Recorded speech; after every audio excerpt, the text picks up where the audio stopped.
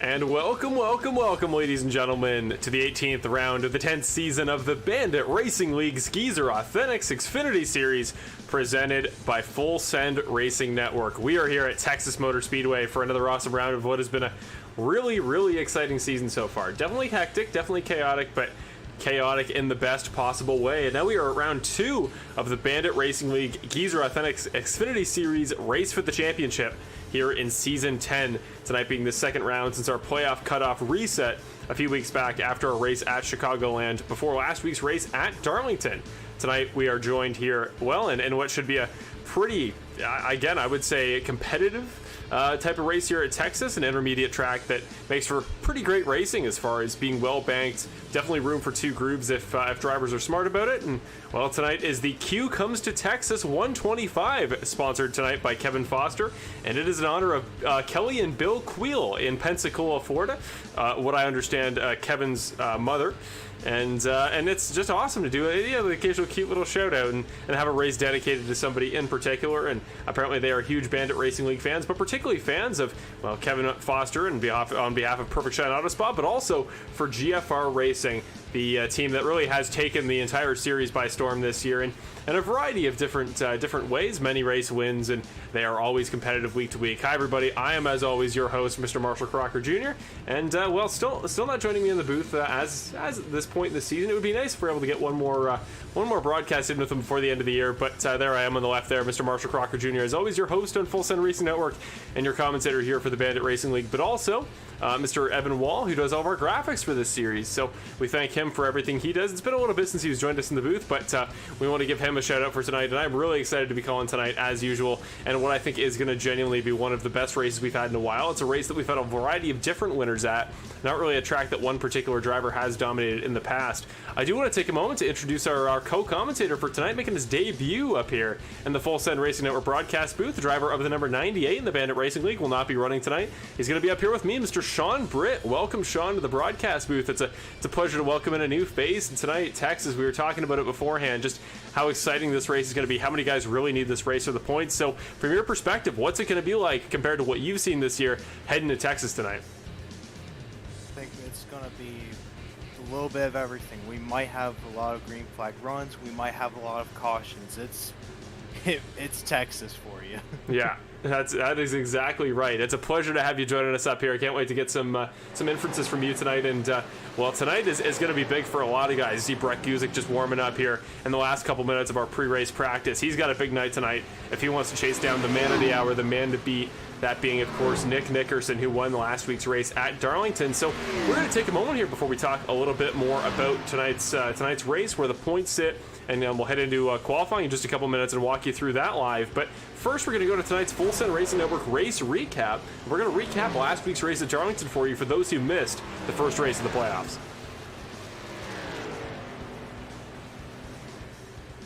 And at Darlington, it was Military Appreciation Night on behalf of vetmotorsports.org, and an amazing sponsor. Really great night. Really great to see those tribute paint schemes. And representing their sponsorship, it was Christopher Hamilton, who was on the pole. The Rogue Energy Pole Award winner, though, would not get off to the hot start he was hoping for. Would get loose there in turn number 1. Looked initially like contact with Nick Nickerson, but no. Just got a little bit loose, started his night off on the wrong foot. So did Jason Greenwell, who got caught up in the aftermath of that incident. Not the way those playoff contenders wanted to start the playoffs. You see there a great battle. Curtis Yancey and Ricky Hart both putting the move on Alec Daffin, who was kind of moving backwards a little bit early, but really turned it around late. You see Ricky Hart Jr. there making the early pit stop. That gave him good track position on the undercut early, but eventually it would be Nick Nickerson who took over the lead after his teammate in Hamilton wrecked early, and it was just Nick's race from that point on. He's been incredible these last 2 weeks, virtually unstoppable. And on the last lap, we had a fun little moment. Cody Welch there running out of fuel, heartbreakingly close to what would have been his first podium in a number of races there. Would have scored a second, instead ran out of fuel and came home out of the top 5. But it was Nick Nickerson who just cruised to victory late. The Phoenix, Arizona native, absolutely unstoppable in a track that just really seemed to suit his preferences. It was definitely a driver's racetrack there at Darlington, and Nick took advantage. So really great race. And I think it's going to be the question, Sean, is what's it going to take? When will this recent Nick reign of dominance end? And I'm curious to leave it up to you, because you've seen the guy racing all season. You know where he's been quicker, and you know where he's been a little bit slower. So just What's your perspective on Nick, and what do you think it'll take to beat the former champ this year? It's just going to take at some tracks that other people have successfully been better than them. I mean, we've seen it at Homestead where not only did we see Brandon go and finally get another win, or a win this season, we also saw other people who were up there like Alec Daffin, and you also, not to rub it in, but also got me a top 5 first time in the league. So I think it's just going to take these random tracks that Nick just isn't at his A game at, but is still very competitive at, for someone to finally beat him and get a win. Yeah, I think it's definitely going to be a case of just trying to slow the momentum down and hope for those mistakes, because it's one thing to beat Nick in an individual race. Like, that's great. That's what you always want to do, but really, to track down this points gap he's starting to build, you're really going to need some poor races from Nick. You're going to need to capitalize on those moments where he gets in a wreck or he just has an off night. And he has them occasionally. You know, Nick's not perfect. No driver really is, but it is really just going to be a case of finding your week, finding a track that particular guys that are close there on the leaderboard are strong at. And here is your championship playoff standings heading into tonight's race at Texas. Leading the field since the points reset, 67 points go the way of Nick Nickerson between his bonus points and last week's win at Darlington. Then it's Benjamin Lacey, driver of the number 7 car there, a little ways back, 18 points back in 49. Then at 48, it's Brett Guzik. He's only 1 point back of Lacey. Jackson only 1 point back of him, 47. Daffin at 45. He's still in the running. And then from there, it's a decent jump back to Hamilton, who's 30 down. Yancey, who's 31 off. 32 for McQuiggan. 33 for Markel and Bivens. Ricky Hart Jr., his teammate, 33 down, which is surprising considering how great he was early on last week at Darlington. Seemed like it could be a win for the number 1 car, and then it just fell off late. And Jason Greenwell there rounds off the field. So guys are still in contention. You know, you're never out of it until you're out of it in the Bandit Racing League. We have 5 more races left to settle the championship, but it is really going to be a question of who can stop this guy at the bottom of my screen. And that's what we love to see. We love a guy that, you know, drivers can go chase. I'm actually curious from your perspective, Sean, you know, your time racing against Nick, you've been here for by the entirety of the season. You've seen just how fast he and a number of other drivers are. What's it like having those really top of the line guys that you know are dialed in for the championship? Do they kind of push you and inspire you to, you know, find something within yourself when you got that guy as sort of a benchmark at the top of the series? Yeah, it's just when you try and push, it's like you're pushing yourself to the limit.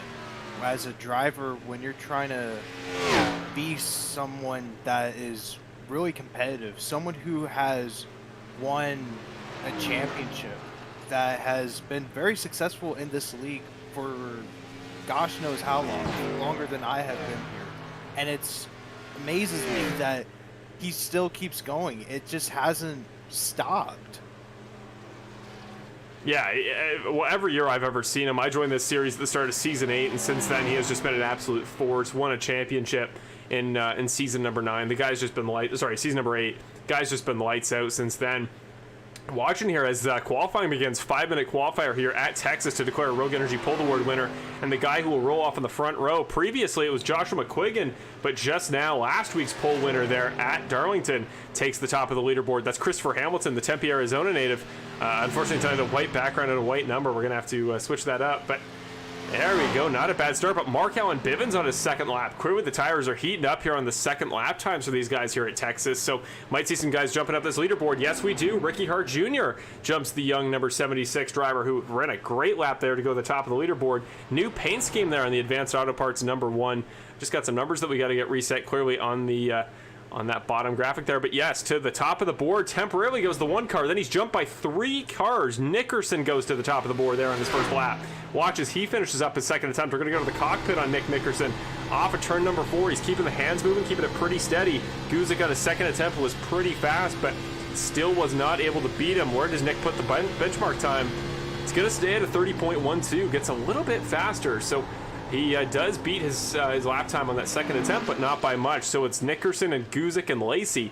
Actually, your exact top 3 in the championship. Currently, your top 3 here in qualifying. Could be a battle of the big name guys here in tonight's race, at least at the start of tonight's event. Jackson Knock, really great lap there to go to the 6th spot on the outside of row number 3. Connor Gibson just finishing up his lap. Cody Welch, watch, he's not done. The 85 car, who we weren't sure he'd be able to finish the season at all this year. Weren't sure about his schedule. He has run a number of events. And as he comes off of turn number 4, could he go to the top 10? It's been a little bit rough here in qualifying these last couple weeks, but Could that change tonight? The 85 car going to jump up to 5th there inside of row number 3. That'll bump Knock down to 7th alongside Kevin Foster on row number 4. So Kevin Foster, tonight's sponsored race. Again, shout out to Kelly and Bill Queel there from Pensacola, Florida. They are tonight's sponsor. And the queue comes to Texas 125. And Kevin Foster, not a bad start to tonight's event. Going to be there comfortably in the top 10. Here we go. Now Curtis Yancey going to finish up his last time. He's another playoff driver. Made a big appearance last week. Made some really beautiful passes there. And remember the week before that, he pulled off a podium doing the bump and run there at Chicagoland off of turn number 4. What's it going to be here for Curtis? Let's see. What's the lap time look like? It's not going to improve. It's going to stay 18th. So not the way I would imagine Curtis wanted to start off tonight's event there. That's going to mean he's got some work to do for sure. Is Alec Daffin as well going to finish up his last lap? He's the final car on track. The Pullman Washington native in the 48 car has been really, really great lately. He's always been known for his consistency. He's looking for that second win of the season since Auto Club. Here he comes. He's going to finish up his lap. Where does the 48 car go? The second lap has been good for some guys. Is it good for Daffin? It is. He goes to 3rd. Great lap time, a 30.2. Just under half a minute for all of these drivers here in the top 10. So he'll finish in the 3rd spot. That'll bump Hamilton down to row number 4. With Knox, it'll be Foster and Bivens on row 10. Great lap there by Daffin. But, well, with that being said, we come to an end. Nobody seems to be on track, and that means the driver on pole tonight, your Rogue Energy Pole Award winner, looks like it's going to be Nick Nickerson. And we haven't seen a pole win in quite a number of weeks, Sean, from Nick. So he's going to start off on the front row. Going to be a bit of a different night for him from the front. But just generally speaking at Texas, based on your experience, an intermediate racetrack, good sunny conditions here, where would your mind be at as far as anticipating cautions tonight? And what would your overall race strategy be if you were running tonight? I think with this, it's probably going to be a little mix of fuel and tires that you might want to be worrying about, and especially exit of turn 2. I've seen drivers from practice in here that have gotten loose out of exit of turn 2, so that's going to be a watch for all night that I'm going to be wanting to see, just to see if any drivers might slip up or not. Yeah, that's always the question, really, is those intangibles that I talk about each and every week. It's becoming recurring, so I try not to mention it too much, but I don't say absolutely anymore. So I got to have that one weekly annoyance that I can't stop saying each and every week. So with that being said, we now get to announce what is one of my favorite parts of the night, and that is announcing our Rogue Energy Pole Award winner. Thank you, as always, to Rogue Energy, the brand that I represented in my one-off race appearances here at Watkins Glen, for good reason. They're always a pretty die-hard sponsor of the series. And remember, go to rogueenergy.com. Link is, as always, in the description below, and use Castle Esports at purchase. And we thank you for doing so, and thank you on behalf of Alan Castle and Castle Esports and the Full Send Racing Network as a whole. So tonight's Rogue Energy Pole Award winner is the guy who's won the last 2 races and is currently your points leader, and just as he was the regular season points champion, Nick Nickerson will roll off the row on the front row on the inside of Brett Guzik. So the last 2 Bandit Racing League Series champions, Season 8 and Season 9 respectively, will start 1st and 2nd. On row number 2, it's Alec Daffin starting alongside Benjamin Lacey, both playoff drivers. The playoff drivers continue to 5th, where it's Ricky Hart Jr. starting on the inside of Cody Welch, who is not a playoff contender, but is always a threat for the win. Remember, he won here with putting the bumper to the back. Sorry, Ricky Hart Jr. won putting the bumper to the back of him last season. We'll see if we see any repercussions from that. Christopher Hamilton for GFR Racing starts alongside Jackson Knock. Then it's Kevin Foster starting with Mark Allen Bivens.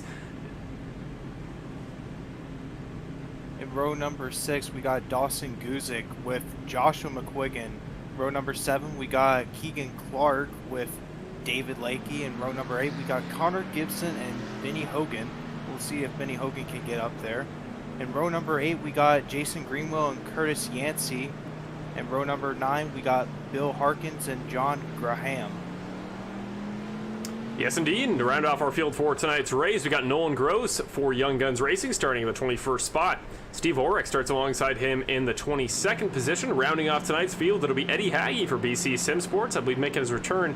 Don't believe he was with us last week in our season opener for the playoffs at Darlington. And of course, there is Sean on the timing tower, but he is not in the race tonight. He will be joining me in the broadcast booth. So there we go, ladies and gentlemen. We are ready. The drivers are taking their first couple laps there, seeing if they can warm the tires up whatsoever. And they will get ready to double up, stack up, and head off here for tonight's Q Comes to Texas 125, the second round of the Bandit Racing League playoffs for 2022. And that's the part we always love to do if we get the time. And I'll throw it to you, Sean. Race picks. Do you got any predictions for tonight? Who would you say is coming away with the checkered flag here at Texas? I mean, it's going to be a tough decision with all of these guys that are up in front. I'm looking at Alec Daffin for this one. I mean, we've seen flashes of him getting really good speed, especially at Auto Club and especially at Homestead later in the season. I'm wondering if maybe Texas is going to be that other track. I'm loving that pick, and the green flag is about to fly. Green flag for the Q Comes to Texas 125 at Texas Motor Speedway. We are off. Nick leads the field to green, and already your pick for the race win, jumping up to second, Alec Daffin. Off to the hot start here at Texas is Ricky Hart Jr. going underneath Brett Guzik. The GFR cars starting to train up a little bit. As we see, they're all starting to fan out in the back there. They are indeed. Plenty of movement around the rest of the field. The battle for third and fourth continues to go side by side off of turn number 4. Good to see that both guys have their tires up to temp, aren't going to get loose, and aren't going to wreck. We did have a wreck in the first lap race last week, and Darlington will not tonight here at Texas. So here we go. Now we start to see what line is going to dominate. Everybody's starting to tend towards that white line on the inside, then washing up about mid-corner. We'll see if that continues for most of the rest of the race. But right now, mostly single file, all the way back to now Kevin Foster to the inside of Mark Allen Bibbins, or should I say Bibbins to the inside of Foster. Mark Allen started behind him and is trying to get ahead of him. As we see the biggest mover so far in the first couple laps, Curtis Yancey, out from 18th, now making the move around the outside of David Lakey. That'll put him in the 15th, and his championship contender, his championship rival, Joshua McQuiggan, not too far ahead. As we now go up here to the battle for third, that's going to be Ricky Hart Jr. now, who has successfully made his way by Brett Guzik. So it's going to be the 2, the 48, the 1, the 04, and Cody Welch, who just got by Benjamin Lacey as well. Lacey down 2 spots for the start of the green flag.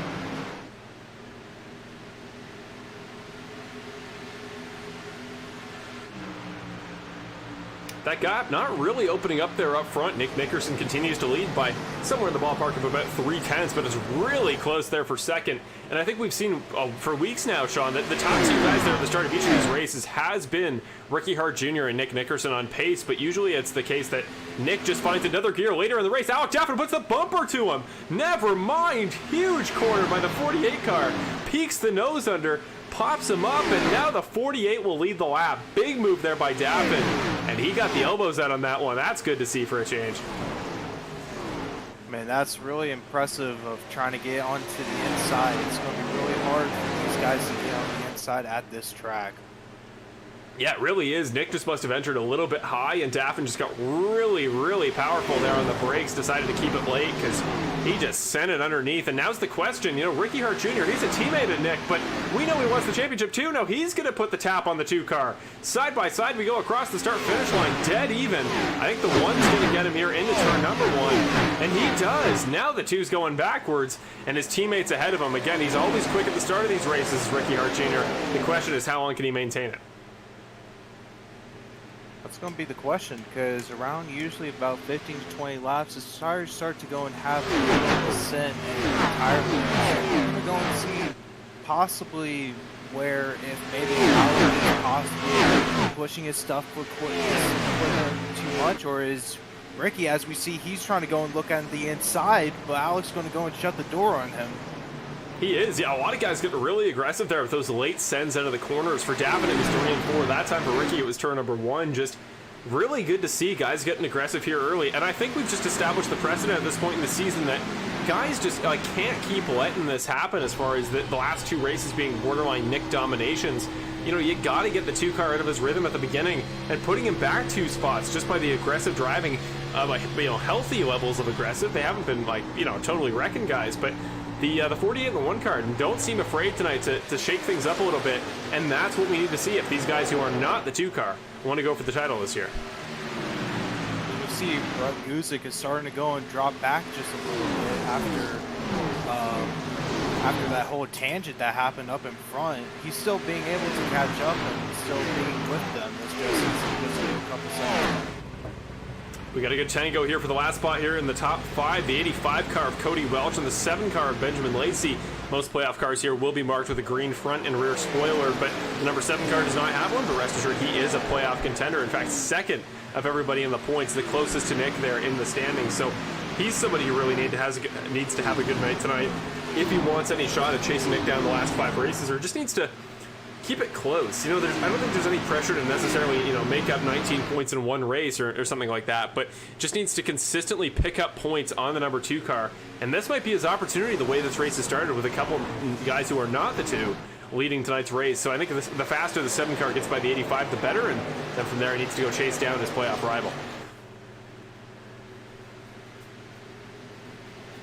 Looking back down the field, not a ton of movement generally speaking. We got a little tussle here. Joshua McQuiggan gets a block thrown on him by the 31 car of Connor Gibson. The 2 Canadians, the only 2 Canadians in the field there, duking it out on track. A big slide there from the 31 car. The crossover might be possible here for the 29 of McQuiggan. Got a lot of power there to the bottom, and he might get him underneath. Gonna put a tire on the grass there to get by. Really aggressive angle he cut there off the tri-oval, but does get ahead and will slide up in front there. So Joshua McQuiggan, that's one more spot here for the championship contender, though he is down 2 from where he started, up in 12th, now down to 14th. Here we go. Ricky Hart Jr. for the lead. Up the inside in turn number 3. Will he make it stick? We're dead even here. Coming through the tri-oval. What a great battle it's been between these 2 fine gentlemen. 2 guys that were consistent top 5 finishers the last 5 weeks, and both really looking to make that a number 1. They want to be the first guy we talk to post-race. They definitely do. As you see, Nick is kind of just easing on back, just watching this battle happen in front of him. He knows that if any of them make a mistake, he will be the first one to go and take that bite and get in front. And now a guy who was a little bit further back here a moment ago, who's moved right up behind this battle, is Brett Guzik there, peeking all over the back bumper of Nick Nickerson. And again, I think if anybody sees an opening on Nick to send that championship leading 2 car further back in the field, they're going to do it. So don't be surprised to see here maybe Brett Guzik try something here into turn number 2. But for right now, it's going to be Hart, it's going to be Daffin, and Benjamin Lacey and Cody Welch are getting closer and closer.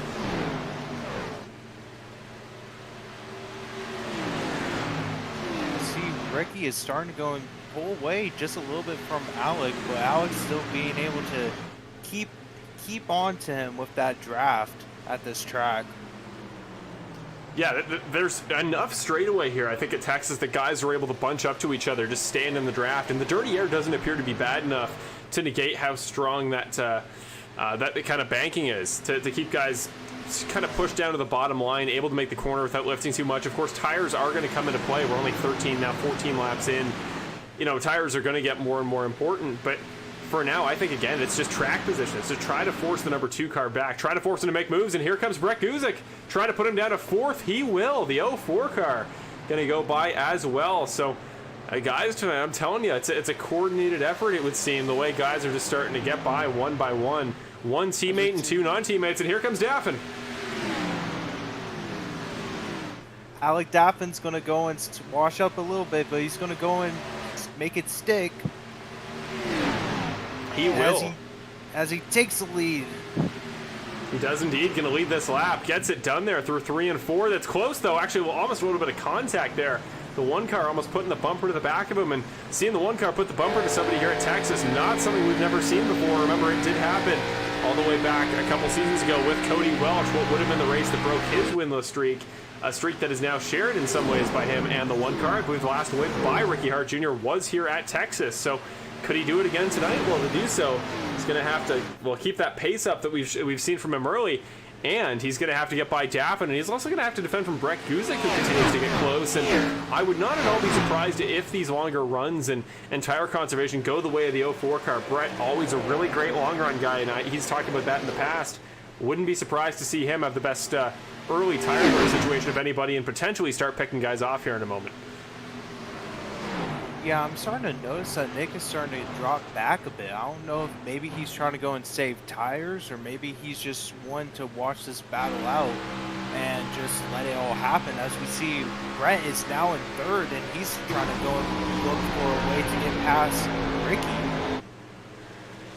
Yeah, you could throw a blanket over these top 3 right now. Brett is right at the back of this battle of 2 guys that, Again, really don't want to let that spot by, you got to think, but they might not have a choice. Here comes Brett Guzik. 04 car down the inside of the one. Ricky's just going to give it to him, it would seem. Oh, slides up into him, makes contact.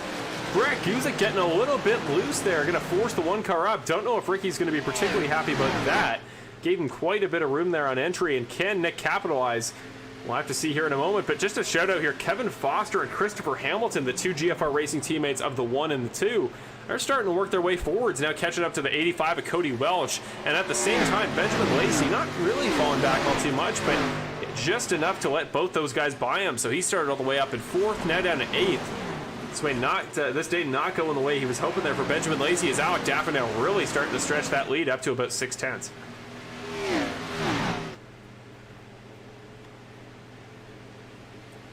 Now we see 20 laps down here, getting towards the 20% mark here in the race tonight at Texas. So if this goes green at the end, not going to be a particularly long race. And again, don't want to jinx it, don't want to jinx any cautions, but that's going to be interesting, because I think if it's more of a sprint, strategy factors in less when guys are this close on track. I think it really is just going to be a slugfest each and every stint here, rather than guys running by themselves and trying to conserve. And that's what we like to see. That's where that really fun racing happens. So I am very content the way it seems this race is going to work out.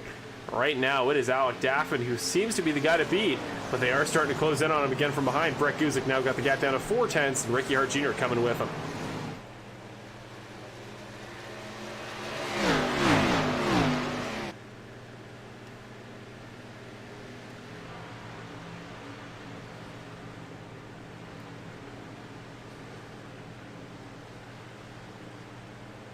Starting to go and look, and as further in the back, it's just Benjamin Lacey kind of at the end in 8th position, and then there's just a massive drop to Jackson Knox and Dawson Guzik, as them two are starting to have fired up a little bit with this little battle for 10th. Yeah, a little bit. Dawson, who's already up 1 spot, could make it 2 here in a moment. I think the bigger threat for both these guys is the guy behind them, Curtis Yancey, who started all the way back there in 18th, has worked his way up to 11th, and I have no doubt that pace could send him by these two cars pretty quickly if they don't watch out here. So Dawson Guzik getting really wide there, almost making contact with the outside wall, but still continuing to chase down Knock. And yeah, Jackson, a really, really good day on pace overall here so far.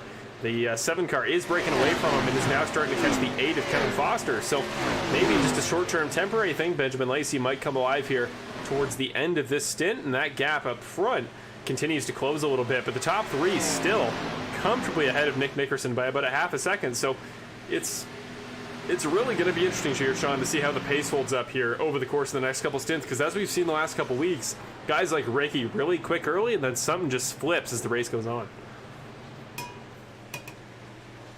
Yeah, I'm just wondering if Alec can actually keep this pace up and not have a distinct tire drop that might go and either make the car loose or very tight, as we see Brett is actually starting to edge in and start to get a little bit closer. Yeah, we'll put up the lap time comparison here on your screen to show between Alec Daffin and Brett Guzik what the gap has looked like these last couple laps. And as we come across this time, it's Guzik quicker by about a 10th. Yeah, so it was 4 of the last 5 laps. It's been Guzik by, again, about half a 10th to about 3/4. The one lap there, the one exception, that Daffin was faster on lap number 23. So it's been about a dead heat these last couple laps, and that's really fun to watch here.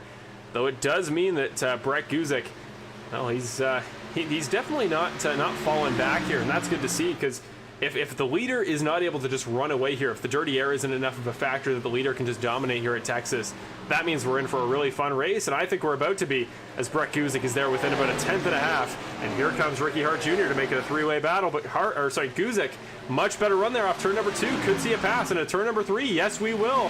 04 car down to the bottom, will he get it done without issue? 48 cars holding strong there on the top. Can it be the first car we've really seen today to hold a pass from the outside? Can he hold the spot? He's got the better run off the corner, I would think, but Guzik is still there. Eventually, that inside line you got to think is going to win out, the shortest way around the racetrack. We're still side by side. The 48 car now going to give him the room, but Does he have the... He might have the momentum to fight him back off the corner. He will. We're still side by side. What a battle. But he gets in the fence. The 48 of Dappin taps the outside wall off too. You mentioned, Sean, that might be an issue for some of these guys. It's tough to stay off that wall, and I think Dappin just got too focused on the battle, tapped it a little bit there. Though luckily enough, it doesn't look like it's affected his speed. He's able to keep up with Brett and Ricky.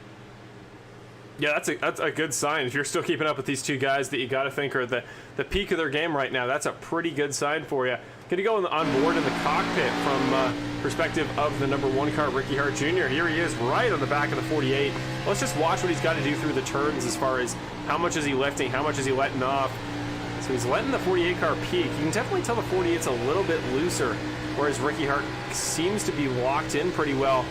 Look to the inside there. What he's really trying to do is trying to get the draft at all off of Brett Guzik, while still getting to the inside of the 48 car to give him the speed he needs to send the lunge down into the turn. And I just don't think that's going to happen right now. I think Alec is going to do everything he can. The only way I see Ricky getting this move done is either a mistake from Dappin here in turn number 2, or he just gets such a good run in 1 and 2 that he's able to peek under, or just a mistake from the 48 car. There's a variety of ways. I think the way that 48 car is driven so far, it's going to be tough to make that work.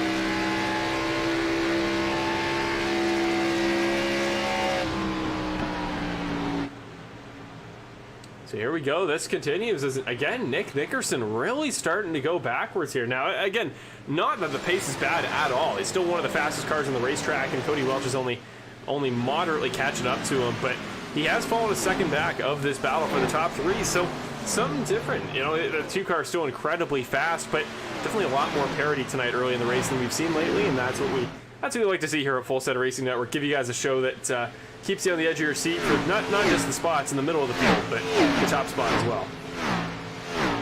2 people I have just seen that have just gotten up a couple positions is Curtis Yancey and Joshua McQuiggan. They're both 9th and 10th respectively.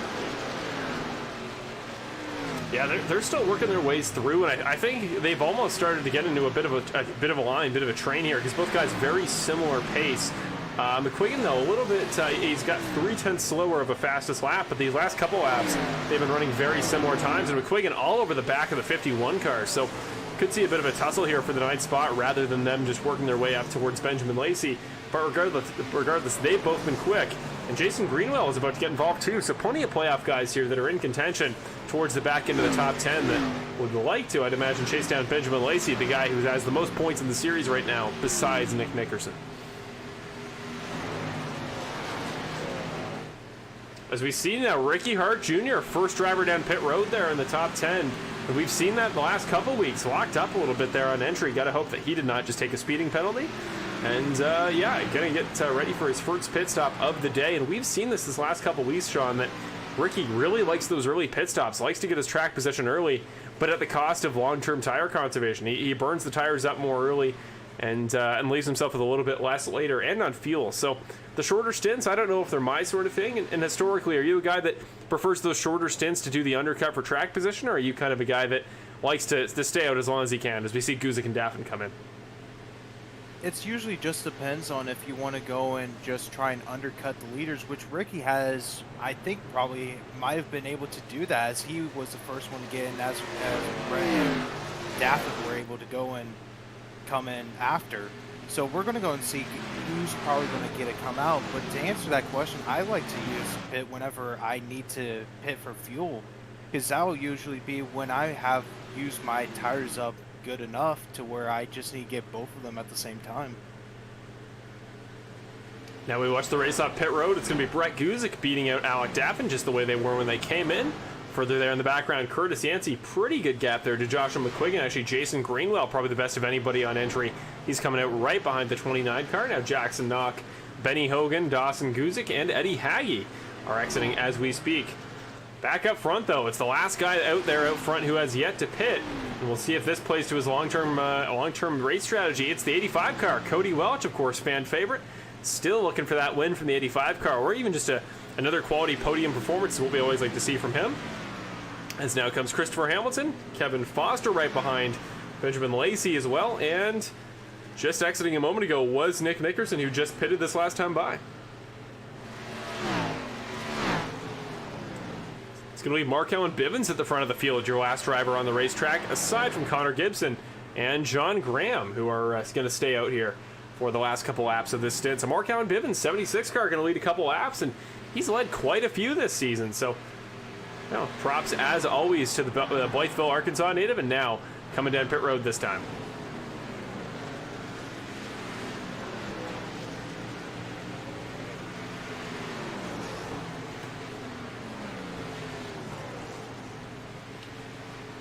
Sorry, folks, we've had a bit of a glitch here on our end. We're just going to have to do a quick reset for just a moment. So we're going to go to a side-by-side commercial break, and going to be back in just a moment here. And actually, we'll keep it tuned. We'll throw you to a couple commercials. We'll be right back in just a moment for tonight's coverage of the Q Comes to Texas 125.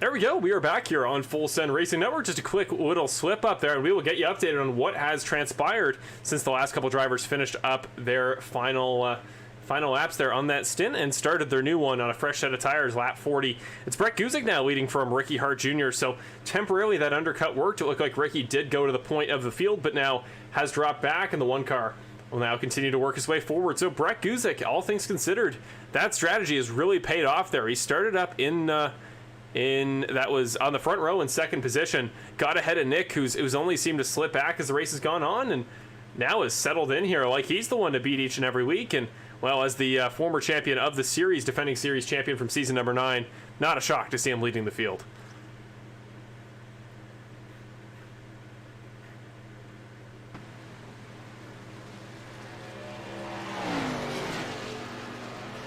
Going back a little ways, we see it's the battle here between the 8 and the number 85.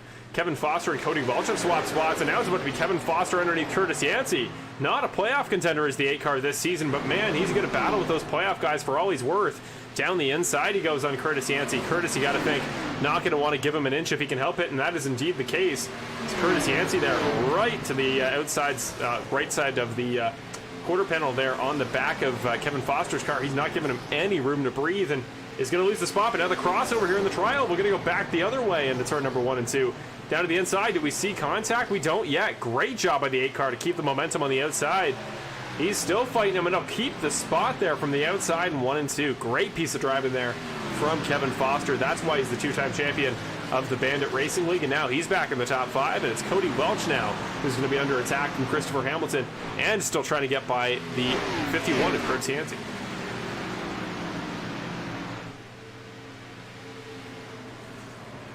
I'm looking from 3rd and 4th with Alec and Nick. Them two are kind of keeping on pace, not getting separated by a bunch, but they aren't catching up to the leaders either. So they're kind of keeping up pace. But if they want to get up front and try and go and battle for or keep up with pace of them and try not to drop any more lap time, they probably might want to go and start picking up the pace.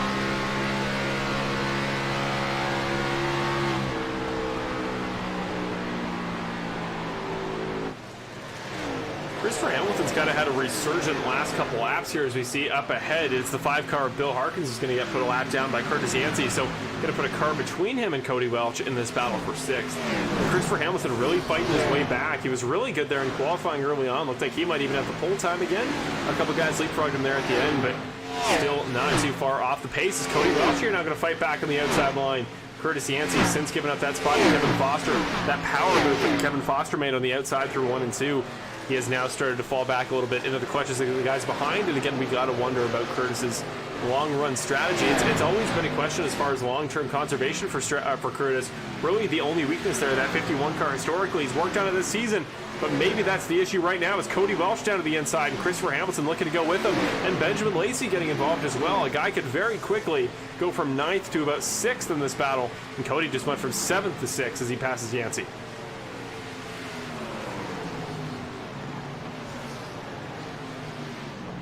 One person I'm seeing that could possibly get a very good finish is Joshua McQuiggan. I mean, he's kind of had a quiet day so far, you know, staying over in top 10, but he has been very consistent from what I'm noticing. He hasn't dropped a lot. He's been keeping up with these guys that are in front of him.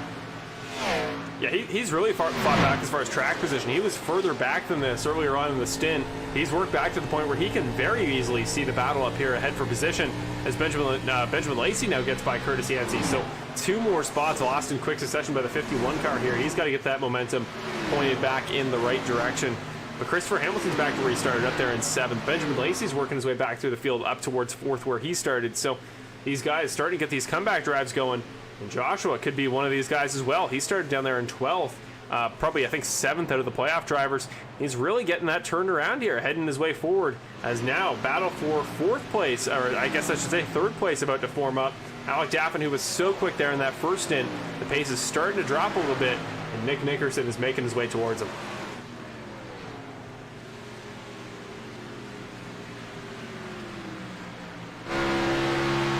Lap number 50 of 125 here, getting towards the halfway point here at Texas.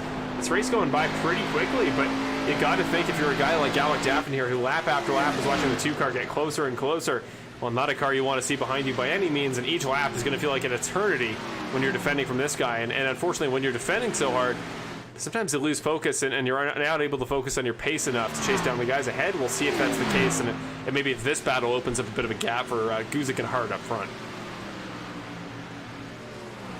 Starting to see that Ricky Hart is starting to drop back a little bit from Guzik, as now he's 1.2 seconds behind.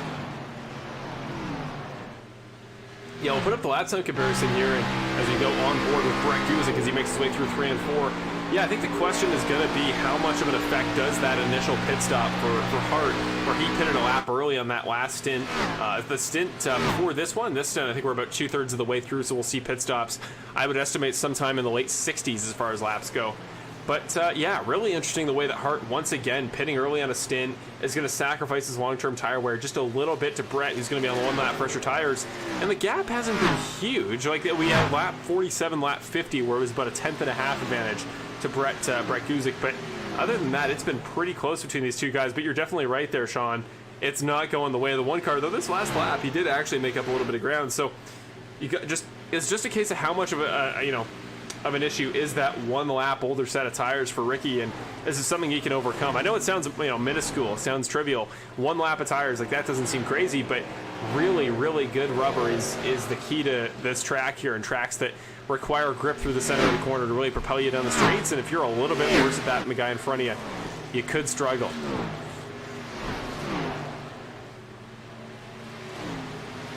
Further back, still this mid-pack battle continues to get exciting.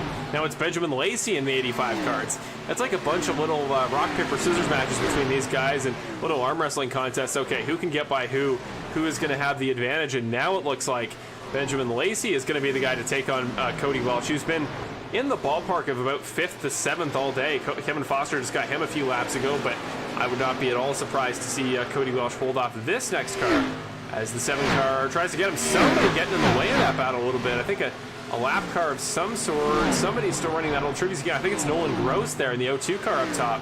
He's going to get passed by a couple cars there on the inside, but he almost formed a bit of a pick there for Benjamin Lacey to make his way through, but he will not. And he will instead have to form up here as Christopher Hamilton does get by the lap car. He could get involved here as well. Chris Yancey was with that group earlier, and now he's dropped back down to 9th.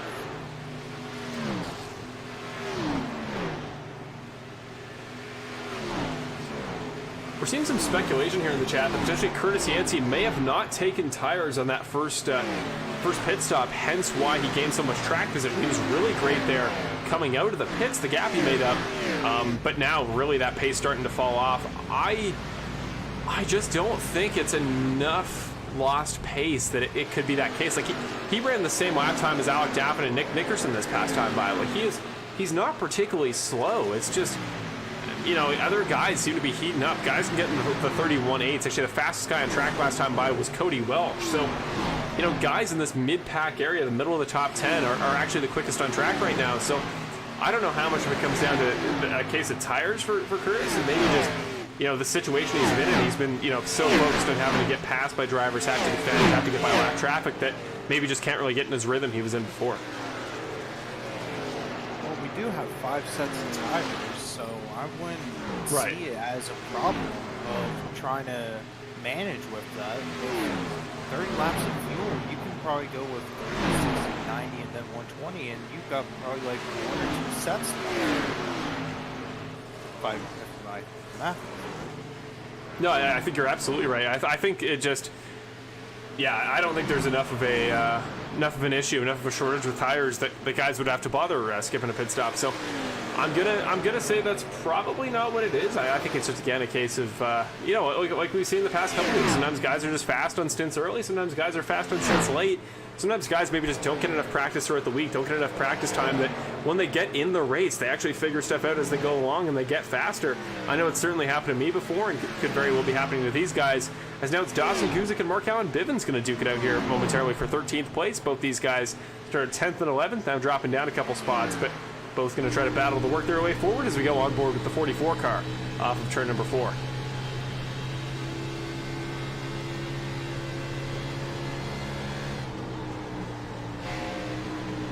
Mark Allen's going to need a really good night.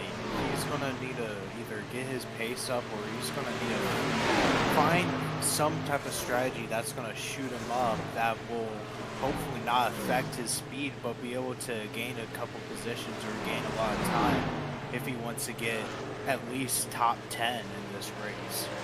Yeah, I think eventually you get towards a point in the race where it's, if you're going to really make some meaningful difference in the points, you're really going to try to gain something on your advantage to the rest of the guys ahead of you, you're going to need a caution. I think, again, knock on wood, because so far we've gone caution-free the first half of the race, which, again, is decently surprising for a track like Texas, where if guys do get together on track, it can usually cause a pretty big incident. Genuinely surprised we haven't seen one, but yeah, we're getting to the point there where realistically it's going to require a caution, a bunch of the field up, get them back in contention for guys like Mark-Allen Bivens, or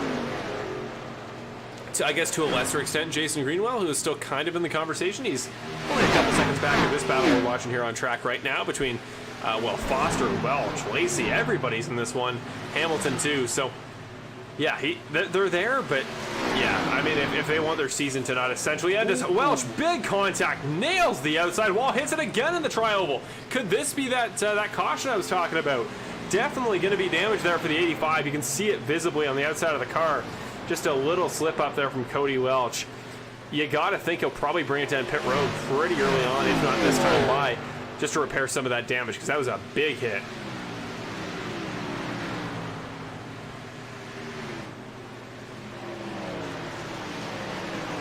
Watch this time by. Does he come down pit road? No, it's going to stay out. I think that's bold.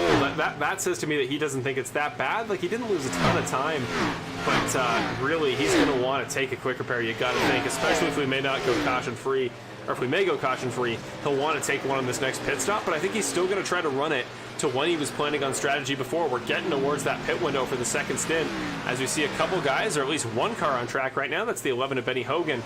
are making their way down pit road.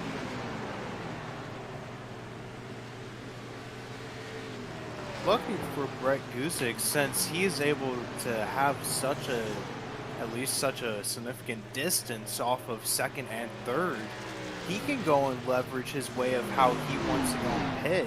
So if these guys actually go and pit before him, he should be able to go and pit right after and shouldn't lose that much time. He might lose maybe a couple of tenths, but as we see, he goes and heads into pit road. Yeah, here he comes, and that is really interesting because remember, Brett stayed on a lap longer on the first stint than Ricky did. Now it's going to flip. Now Ricky's going to be able to stay on a lap longer, so props to Ricky Hart Jr. because that means he's going to have gone 2 laps further on his stint by the end of this than Brett has, and he kept pretty consistently close on pace. So I think this is going to play out well for Ricky Hart Jr., but again, it's just a question of at the end who has timed all their pit stops well cumulatively to do the best they could to run as many laps as they can on fresh tires, because that's really what this game is about. It's just that balancing act. As there's Jason Greenwell now on pit road. He's got front right quarter panel damage, but here comes the teammates, the 1 and the 2, and Nick, holy cow, what a pit entry lap. He really tucked up to the back bumper there on the 1 car. Remember how far away he was in that camera angle we just showed a lap ago? Now they're almost dead even there on pit road. That's the intangibles I talk about, and Nick just nailed it right on the back bumper of his teammate. As Alec Daffin will go and take the lead, I'm wondering if he's going to go and possibly stay out for a couple laps as he does for lap number 2. I'm wondering if he's trying to go and take this time to go and catch up to Brett as he was able to keep pace with Brett. But if he stays out any longer, it's going to go and bite him back. In the background there, big save by Curtis Yancey making his way onto pit road there a moment ago. Now the race off pit road. Here it comes. Ricky Hart Jr. versus Nick Nickerson.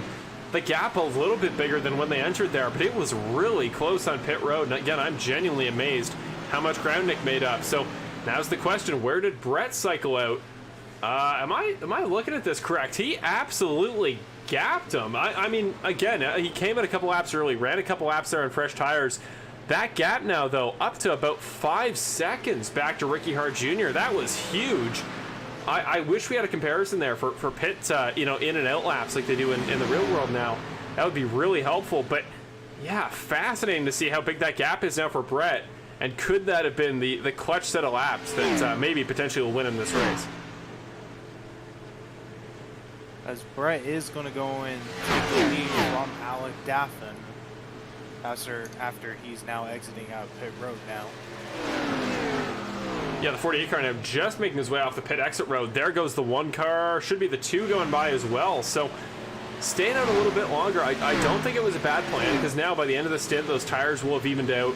He'll have the advantage for staying out that long and going his way. As we see, Benjamin Lacey has some outside right damage. Probably going to pit this time, I would hope, and should hopefully take a quick repair if that's affecting his speed. No, he is going to stay out too. So a lot of guys are running really long in the stint. Kevin Foster's still out there. So effectively, Brett Guzik, who is your actual race leader currently on strategy right now, he's only out there in 5th. 4 guys still ahead of him who have yet to pit. Those are Foster, Lacey, Welch, and Bivens. So really interesting the way that I think we're kind of in the crossroads of strategy here with 55 to go. We're past the halfway point. And here comes Foster, I think, down pit road this time. Lacey in the background. Will he come with him? Yeah, Foster's down. Lacey will stay out. So now Benjamin Lacey's going to lead a lap. I believe his first of the race. Again, second in the championship points. Haven't talked much about him tonight, but it's been kind of a mid-pack, back to the top 10 sort of night here for Benjamin Lacey, which is not what we're used to seeing. Just hasn't been that dominant night on pace that we were used to seeing when he won those 4 races in the middle of the year. Now as Kevin Foster and Cody Welch come down pit road, it is just he and Mark Allen Bivens that are still out ahead of, again, effective race leader Brett Guzik. My thinking process of what it is, as we see Benjamin Lacey now finally heading down pit road, is what if they were trying to stay out so a caution can come out, so then they can go and get tires and fuel and also get that repair done as well from Benjamin Lacey. Yeah, that's a very fair thing, man. That could have been what they're banking on. And again, as a driver, you catch little things and little signs of a potential caution that we don't up here in the booth. So it could be a case, yeah, if some guys we see, who is that in the background? John Graham, the 96 car, just outside the top 10. just hit the outside wall in turn number 2, as is becoming a recurring theme for a lot of drivers. Guys just having a tough time staying off that wall at the exit of the first couple turns. But yeah, it's genuinely a possibility that these guys think we're a little bit closer to a caution than we are. They're starting to see guys getting aggressive and going, okay, you know, I have no interest in messing with any of that. So could very well be the case, and if guys are starting to predict that, then that could be the swing for the fences sort of move that a guy like Jason Greenwell here, currently sitting in 11th, will want to make to catch up a little bit in the championship points. Same with a guy like Benjamin Lacey there now in 12th. And Mark Allen Bivens, who is effectively a race leader right now. The 76 car is at the front of the pack, but once he cycles out off of pit road, I think he'll be somewhere in the probably 12 to 14 position vicinity. So he'll come down pit road this time, and here comes Brett Guzik, who will take the race lead. Let's compare the lap times these last couple laps between him and not Mark Allen Bivens. It'll reset here in just a moment. There's Ricky Hart Jr. Ricky faster each of the last 5 laps by about a tenth each, and again another half tenth that last time. I mean, it's small margins. He's chipping away at it, but that's the sign of the tires being better for the number 1 car. And if he can just chip away at that gap over the rest of the stint, we've seen guys come from much further back here these last couple races, Sean, or at least the races before next 2 wins, to come back and win it. So maybe that long-term strategy on tires is going to work out for him, and it's a good sign that he was able to stay out longer that last stint. One person I'm starting to see from the back who actually who should be in 5th soon is Joshua McQuiggan. He has been, from what I've seen, he was like, what, in 14th or at the beginning of the race? He's qualified 12th, and now he's in 5th. Could this be the night where he might get his win? Yeah, could be absolutely just a dark horse really out of nowhere. Not like we don't know that Joshua McQuiggan is a very talented driver, but just because he really hasn't been in top 5 contention so far tonight, but now he has pitted. He has made that stop that he needed. He is on the same strategy as Guzik, so he's a couple laps short of a couple other drivers here, but really, really solid job here by him to make up all that ground. And yes, just under the radar, top 5 position now. He is a fair ways back of Alec Daffin, as we see Daffin now going to make the move there on Nick Nickerson, who took over that spot from him. And Alec Daffin, I've been looking at him in the background. He is flying right now. Like, last time by, he ran a 30.7. Nick ran a 31.1. Just crossed the line here for a 31 flat. Nobody else was able to run one aside from McQuiggan there down in 5th. So the pace really starting to come alive there for Daffin. I don't know if it's just because he's pitted a couple laps later than these guys as well, is on slightly fresher rubber, but whatever it is, he's back on the podium spots. And again, Nick's night, which has not been bad by any means, it's been more competitive for him with these other guys, and he is going to lose another spot there back into the top 4. So at this point in the season, seemed to be a surefire podium each week for Nick is, well, it's in jeopardy tonight, and that's no offense to Nick at all, but that's good to see it in the grand scheme of the series.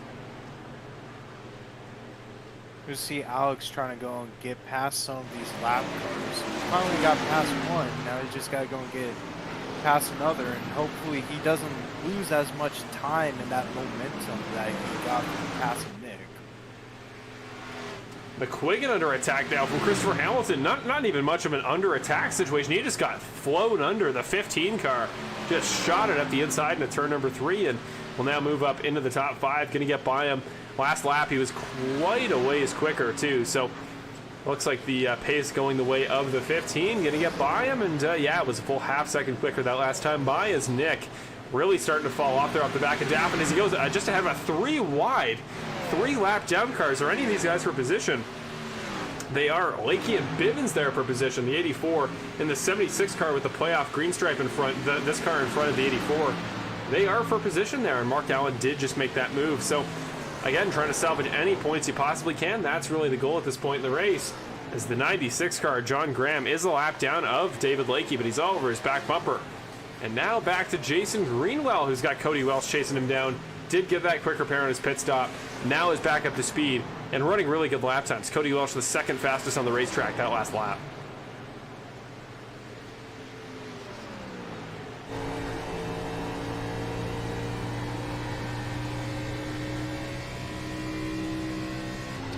So let's monitor this gap here as we go on board with Brett Guzik, your race leader at the moment, as he watches Bill Harkins and Nolan Gross there battling it out side by side. Not on the same lap, but hopefully going to get out of the way here for Brett. No, they're actually going to get right in front of him. Going to hold him up a little bit. You can tell just the way they're running side by side. Not for position. So got to think Brett's going to be getting pretty frustrated with that. Bill, whoa, all over the racetrack in front of him. Gonna wreck. The 11 car and the 02 get together. No caution. They just spin out in front of Brett, but this is going to be holding them up a whole second there. Flipped the way of Ricky Hart Jr. just a moment ago. I got to think Brett will not be happy with that. He's got to be livid, especially if this affects his race outcome, as Daffin is continuing to fly forward. He's right on the back of Ricky as well.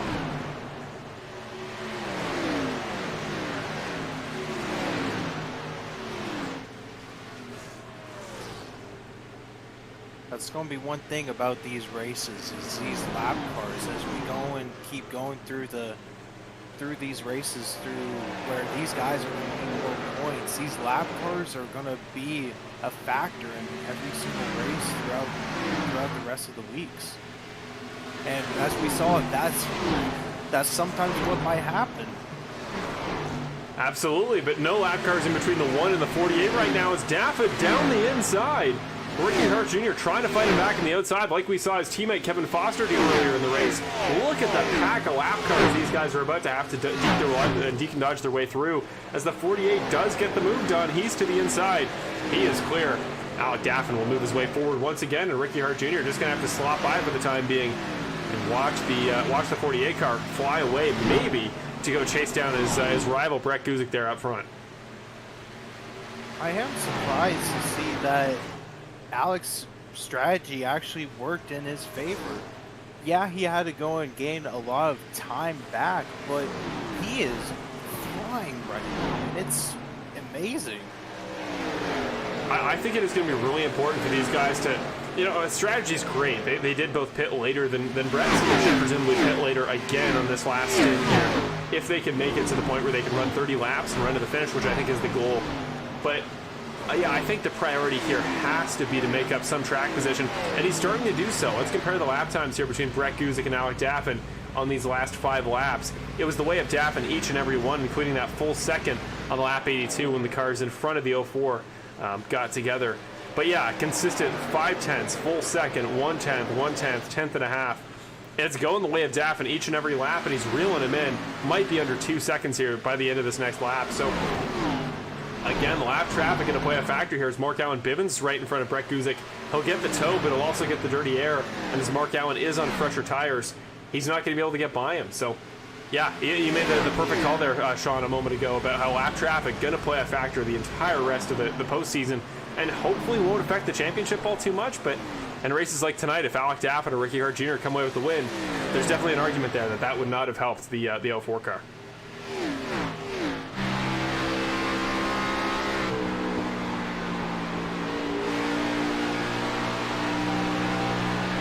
Yeah, you see Brett Guzik's mom there in the chat. Mama Goose not happy with the way things transpired there in front of Brett on that lap 82 incident, and luckily he wasn't involved, didn't take damage. But yeah, definitely when you're leading the race and you're trying to run away from cars who pitted later than you and are as fast as the 48 and the number 1 car are, you definitely never want to have something like that weighing you down, some sort of artificial disadvantage on top of all that. So 15 in the 8 car now, going to duke it out here. It's the GFR Racing teammates we don't often talk about seeing on track together, but the youngest and I believe oldest member of the GFR Racing stable. Going to duke it out now. Definitely the most and least experienced, I could say. Here goes Kevin Foster down the inside. 8 car going to get the spot picked up on the Tempe, Arizona native. The 15 car of Hamilton, but Christopher Hamilton, extremely talented driver, great at the road courses, great in qualifying. He's got a ton of potential. Would not be surprised if he became the 4th and final member of this GFR Racing stable to win a title in the Bandit Racing League here, either this year or in a future season.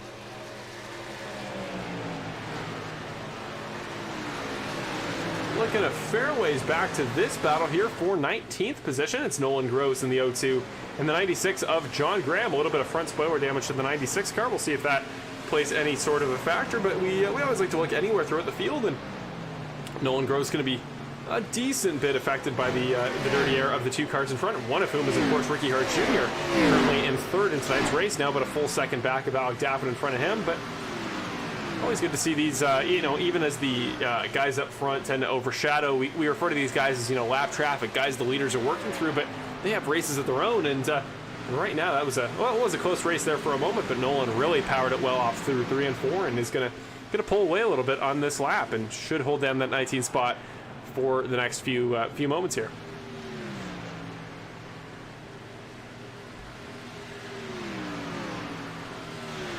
So lap 90 here. We're down to 35 to go, past the 2/3 mark and past the 3/5 mark of tonight's race. So we're getting there.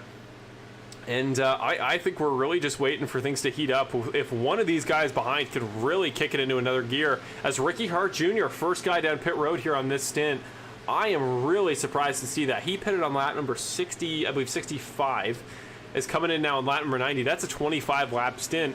That will not get him to the end of the race. That's going to mean that he's feeling like it'll be a 2 more stop, including this one, race to the finish. I would be surprised if that's the case. I think guys are going to try to run really long in this stint. Watch for maybe Alec Daffin to do that. He pitted on lap number 67.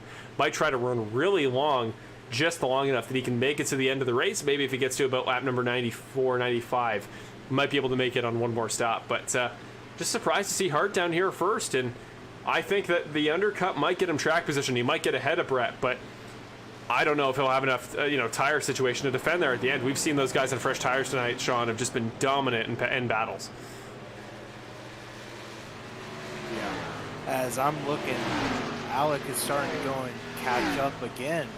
He just gained a 10th, I believe, from that last lap. He's probably going to get another lap here. But as he gained another 10th, he is starting to catch up to Brett again. And I am surprised that he is able to keep this up. So you see way there in the background off the right rear quarter panel here of Guzik. That car way in the background, that third car on your screen behind him, is Alec Daffin. You see on the right side, kind of a new graphic here, your time delta between these cars. You see the gap was at 2.6 seconds on lap number 88, and that just shows you the advantage each way for each lap and how it's fallen and risen. Now it's down to 2.4, so it's starting to plateau out, and if the line goes further to the right, that means the driver ahead is getting further ahead. If it goes to the left, it means the gap is getting smaller. So that last time by, the bar went more to the right, meaning advantage Brett on that particular lap, and you get the live delta between the two. So kind of a cool graphic that I want to use more often, but it's definitely something you got to explain to somebody on first viewing. So here we go. You see him slowing down. Brett Guzik down pit road. Now is the time to see, is Alec looking for that long-term strategy? Will he stay out longer a couple laps? And if he does, I like his chances for the win.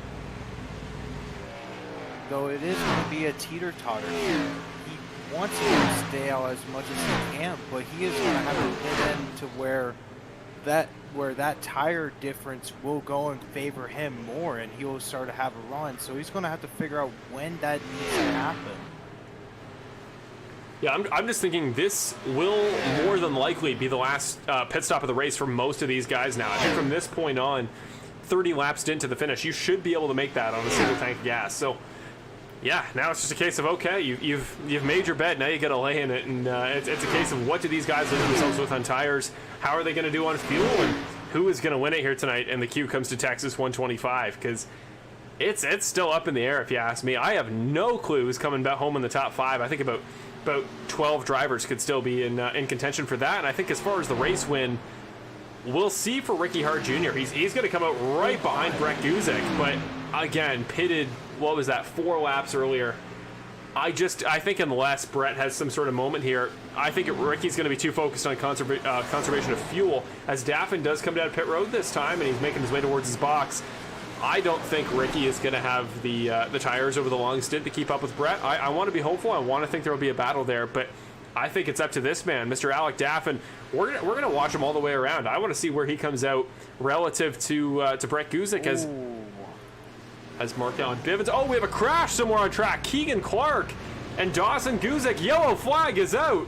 That changes everything and times out perfectly for Alec Daffin, who was already on pit road. That's huge. And Cody Welch up front. This is going to be crazy. So, wow, that genuinely changes everything. First caution of the race. We'll go to your Apex Sim Racing replay. But this could be big. If you're a Brett Guzik fan, I don't know how you feel about that right now. But Alec Daffin gonna cycle out behind the cars in front, but is going to be on fresh tires, and he'll get a free reset to right behind these guys ahead of him. Go to the Full Sun Racing replay here, presented by Apex Sim Racing.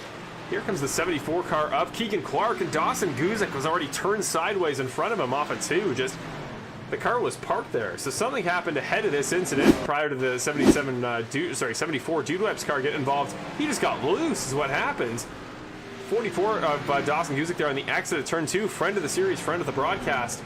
Whoa, Nick Nickerson got involved in that. That's the big moment to talk about. The 2 car. Entire front hood of that race car is off. And if you're any other driver here in the playoffs, that's the kind of mistake or kind of incident I was talking about. So, yeah, Guzik just got loose, made a little bit of contact there with Jackson Knock, and then just absolutely walloped the 2 car.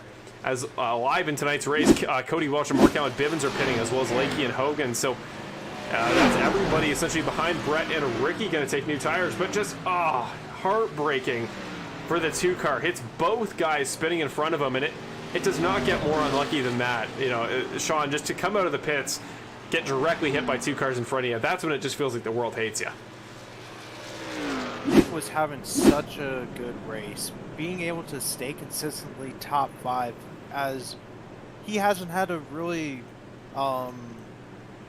very good run for the first stint, and he was able to keep pace with throughout, but this is heartbreaking for Nick Nickerson, especially when he's leading the points. This is going to probably going to hurt him. This is going to be one race that's going to hurt him.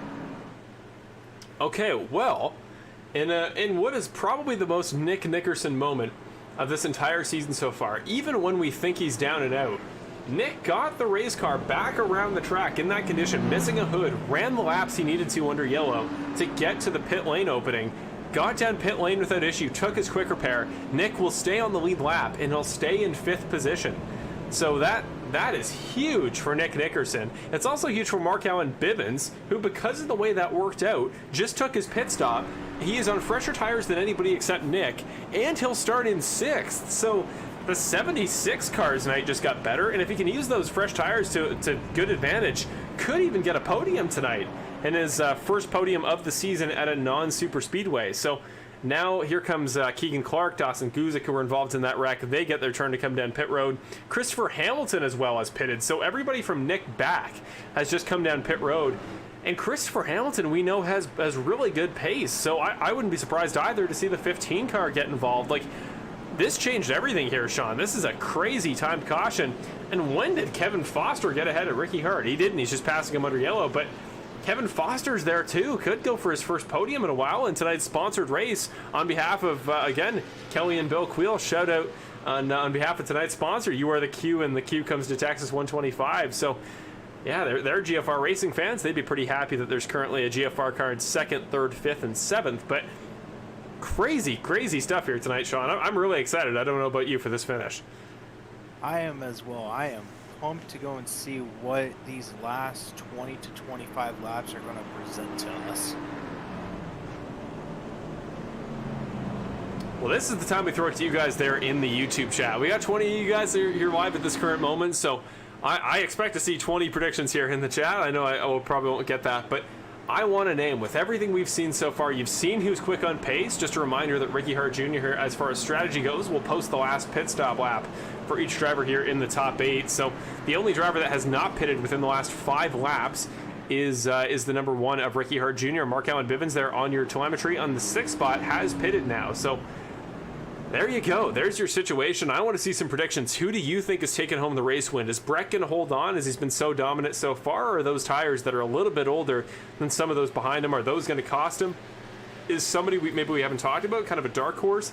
Is somebody going to show up and take the race win? Who's it going to be? And I'll throw it to you as well, Sean. You talked about pre-race. Alec Daffin was your pick. I think he's still got a great shot. Doesn't have as fresh tires as the guys that just pitted here, but he's on row number 2. The only guy with tires newer than lap 95 to be there. We know he's fast. I'm curious if you're still sticking with that pick, or do you have somebody else you're keeping an eye on? I'm still going to be picking with Alec Daffin, because when he pitted, he was in pit road when that caution came out, so he had no usage of his tires. So I think if you look at it, he's got the same tire usage as Mark Allen Bivens. He's got a really good shot at winning this, and he's in, like, what, 3rd or 4th right now? Yep. Yeah, exactly. I think you're dead right to stick with him. And I think the other question mark here is Ricky Hart Jr., because now, great point by Chris Farrar there in the chat, this should mean that he will make it to the end on fuel, because that'll give him a couple laps leeway. That should push him over. He should be fine to the finish. The question is his tires. He's on older tires than everybody. If he can get a great start here as we're about to go green, he could be right back in this fight for the win. So here we go. 23 to go when we come to the line this time for the Q comes to Texas. 125. Waiting. Guzik in control of the field. Green flag. Great jump, and Foster's going to go with him. Incredible start there for the 8 car. The 1's going to get pushed out of line by his own teammate and is going to fall in the clutch of the 48 car if he's not careful. Daffin to the bottom through turns number 1 and 2. And we're side by side. Nickerson trying to get underneath Bivens for the 5th spot further back.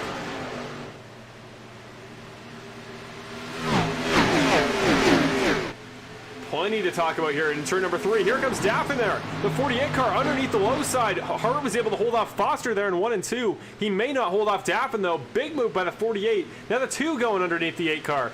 Everybody's starting to get in a bit of a line here on the inside line. Kevin's got to get back down to the bottom. Mark Allen Bivens too. Here comes the young gun into the top 5 spot. He will get there. So Mark Allen Bivens showing real pace there. He's keeping with the regular season champion and winner of the last 2 weeks, Nick Nickerson. Can he continue to fall in behind? Slots in front of Foster. So good move there by the 2 car. But now it's all a question.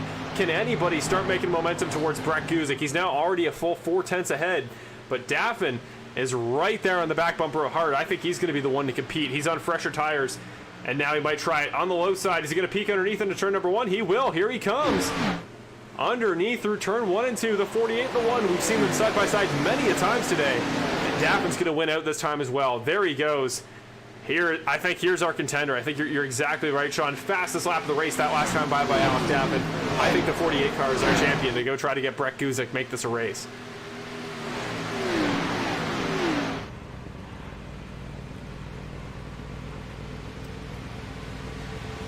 Nickerson, though, is also getting involved in this battle. The VIP Grass number 2 car, new sponsor you can see on the outside corner panel there for him. He is right on the tail of Ricky Hart Jr.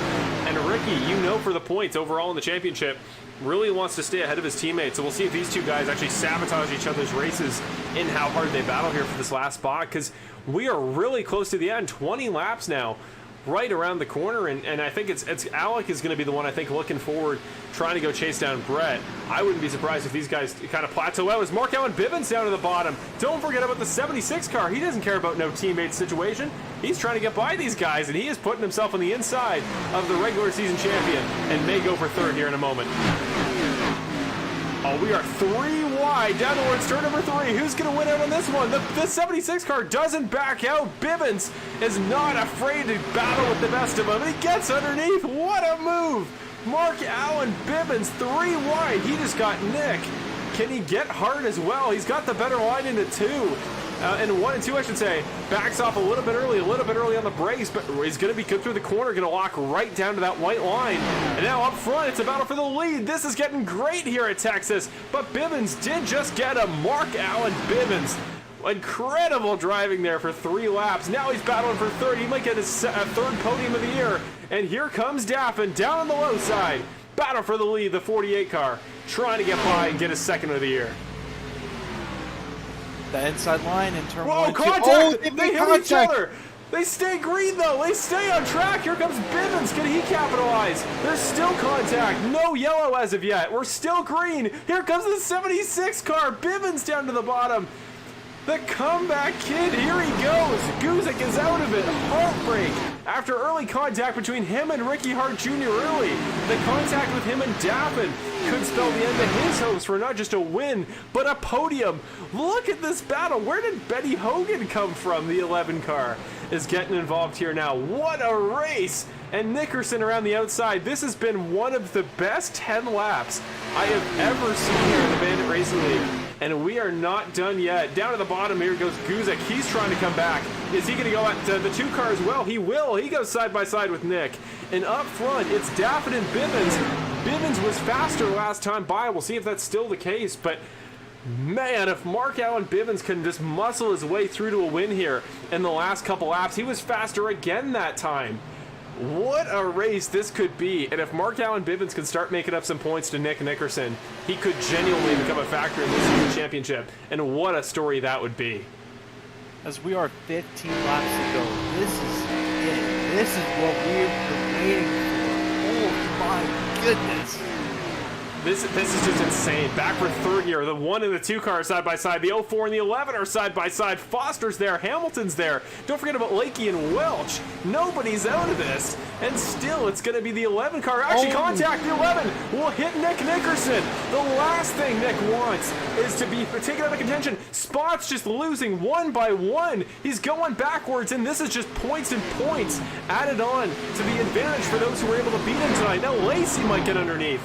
What in the world would it be like if the 7 car was able to pick up points after a night where Nick has just had the class of everybody in the playoffs around him? Suddenly he's going backwards, and that is a huge swing in the playoff order for everybody that's able to beat him tonight. But back up front for third, Guzik trying to fight his way back to at least the podium as he goes around the outside of Ricky Hart Jr. Will the 8 car help his teammate, or is he going to go with Guzik? He's going to push him. The 8 car going to give a shove to the 1, get Hart back up there. But no, it's not going to work out. Guzik back into the podium spots. A consolation for now. And maybe he can get that 2 seconds to go chase down the battle for the lead. But Bivens is still right there. This is not over. But we have only 12 laps to go. Though I am wondering if maybe Allen would have been able to pull away. I'm seeing from his right front quarter panel that he's got a little crimp from after making contact with Brett. Maybe that might be holding him to just keep being the same pace as Mark Allen. No matter what, even if this race ends in a second for Mark Allen Bivens, this has been an incredible drive for him that'll pay dividends in the championship. As again, Nick back to the tail end of the top 10, back there in 10th. Just crazy how one bit of contact can totally change his entire race. And now, like, I got to keep an eye on all of this. There's the 1 car up to the top. His teammate Hamilton's going underneath. Christopher Hamilton now into 4th. Here comes Foster. There goes Welch. Welch is now the fastest car on the racetrack out of nowhere. He just ran a 31.3. Nobody else ran in the 31.3s at all. So what a race this is going to be to the end. Hamilton now by, I think Ricky Hart Jr.'s older tires starting to cost him. There goes Welch. Foster might go to contact. Foster's hit by the 11 of Hogan. Does a caution come out? It does. Yellow flag. And as Mark Allen Bivens was starting to lose about a 10th that lap to Alec Daffin, suddenly we go to a yellow once again. He'll get another shot. Auto restart. And oh my goodness, this is going to be great because Brett Guzik and Alec Daffin, the 2 guys that made contact, are going to line up together on the inside of the line in rows 1 and 2 on the restart. Holy cow. Now, the thing is, I'm thinking of is anyone going to pit? We have, like, probably 10 to go, but I wouldn't say it's not good to go and pit, especially for Alec and Mark Allen. Them 2 probably shouldn't pit at all. Even though that damage on the right front for Alec is probably slowing him down a bit, it's probably not best to go and pit for tires. Yeah, I think you're right. I think with only these many laps left, you got to just go to the finish. As we see there, the Apex Sim Racing replay, I'll show you one more time. That contact between Foster and Hogan coming off of turn number 4. It's Hogan on the inside. I think it's Hart's checkup that kind of slows Foster up, puts him in a spot that the 11 car just wasn't anticipating. Wasn't intentional, wasn't malicious, just wrong place, wrong time for Kevin, who was having such an incredible race too. And in this sponsored event, that's a shame because he could have really fought his way back there into the top 3. Here we go. Everybody down pit road. This is fascinating, and I think it's the right call because new tires so clearly the thing to have. And Alec Daffin probably going to take his quick repair. There's no real point in saving it. Everybody on the lead lap coming down pit road. This is fascinating. I don't think I've ever seen this with this much of the field. Nobody decided to bank on track position here for what's going to be probably 5 laps, I would think, to the finish. Nobody's going to take the track position and try to defend for 5 laps. They want to get on pit road. And who will win the battle? It was close on. Will it be close off? Bivens a good jump. He'll come out in 2nd still. Guzik is going to get 3rd. Hamilton 4th. Welch 5th. So nothing really changes. Nick got a couple spots. He'll be in 6th. Yancey actually beats Ricky Hart Jr. So now it's Hart, Lakey, Lacey, Benny Hogan. Kevin Foster will get back out there. Will get his quick repair. So again, those guys that wrecked tonight, with how many quick repairs we have left in the field, aren't going to lose too many spots. But this is crazy. I think we got to predict again, because yeah, it's Daffin then Bivens up front. Bivens wasn't even, I mean, he was on my radar. I definitely, thought he was going to do well. I thought probably top 5, but holy cow, like I don't even know.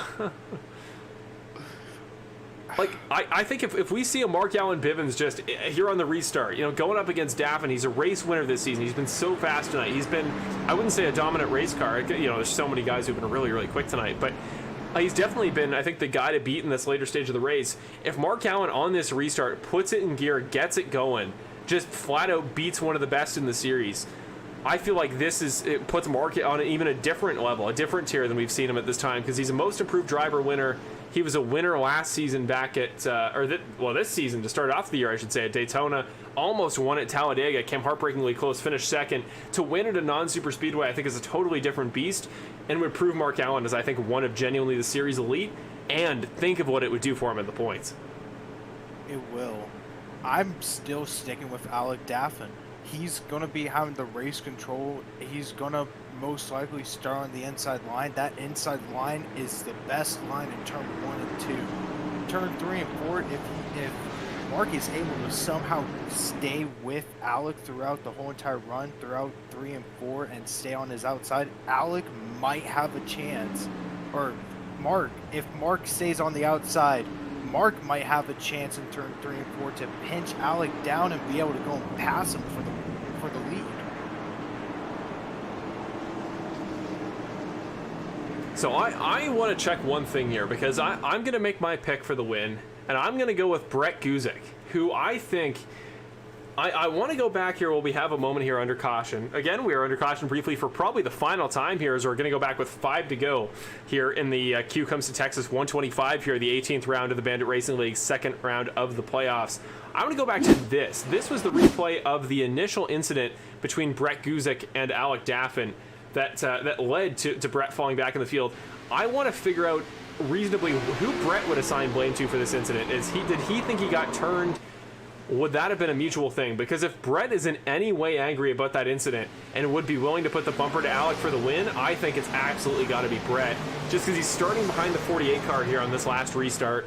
I think Bivens definitely in contention, but they made more contact there at the end too. Like I think I don't think Brett's going to be afraid to put the bumper to him here at the end. I would not be surprised if maybe there's some contact there, maybe if they get into it a little bit, could be what gives Mark Allen a chance at the win here if those two guys get together. But I honestly think Brett's just going to fly here on this restart there in the inside line. I think he's going to take up to the 48, and then it's just a question of, in these last 5 laps, would he put the bumper to the 48 car for the win? I'm still going to be sticking with Alec Daffin. He has been very good throughout this whole entire race. I would be shocked that he at least gets a podium finish at the very least. And I think that's going to be the same thing with Brett. Brett's also going to possibly get a podium finish no matter what. But it's going to just be, can Alec actually keep up and not be pressured by Brett? Well, there's only one way to find out here. 5 laps to go at Texas here in the Bandit Racing League. Beautiful camera angle. We are green. And Brett Guzik, as I predicted, a great jump already down the inside of Bivens, and could very well make this a recap of the battle we saw just a couple laps ago. Bivens does hold off Hamilton, and now here comes Cody Welch getting a big push from Curtis Yancey. He might be a factor for the win, too. Don't forget about the guy trying to break that winless streak as well. Could Cody Welch get involved? Caution! Ferrara just predicted it in the chat. Yes, sir. Yellow flag comes out. Big wreck further back in the field. Benny Hogan's in that one. David Lakey, John Graham, I think, just avoids it. Nolan Gross involved.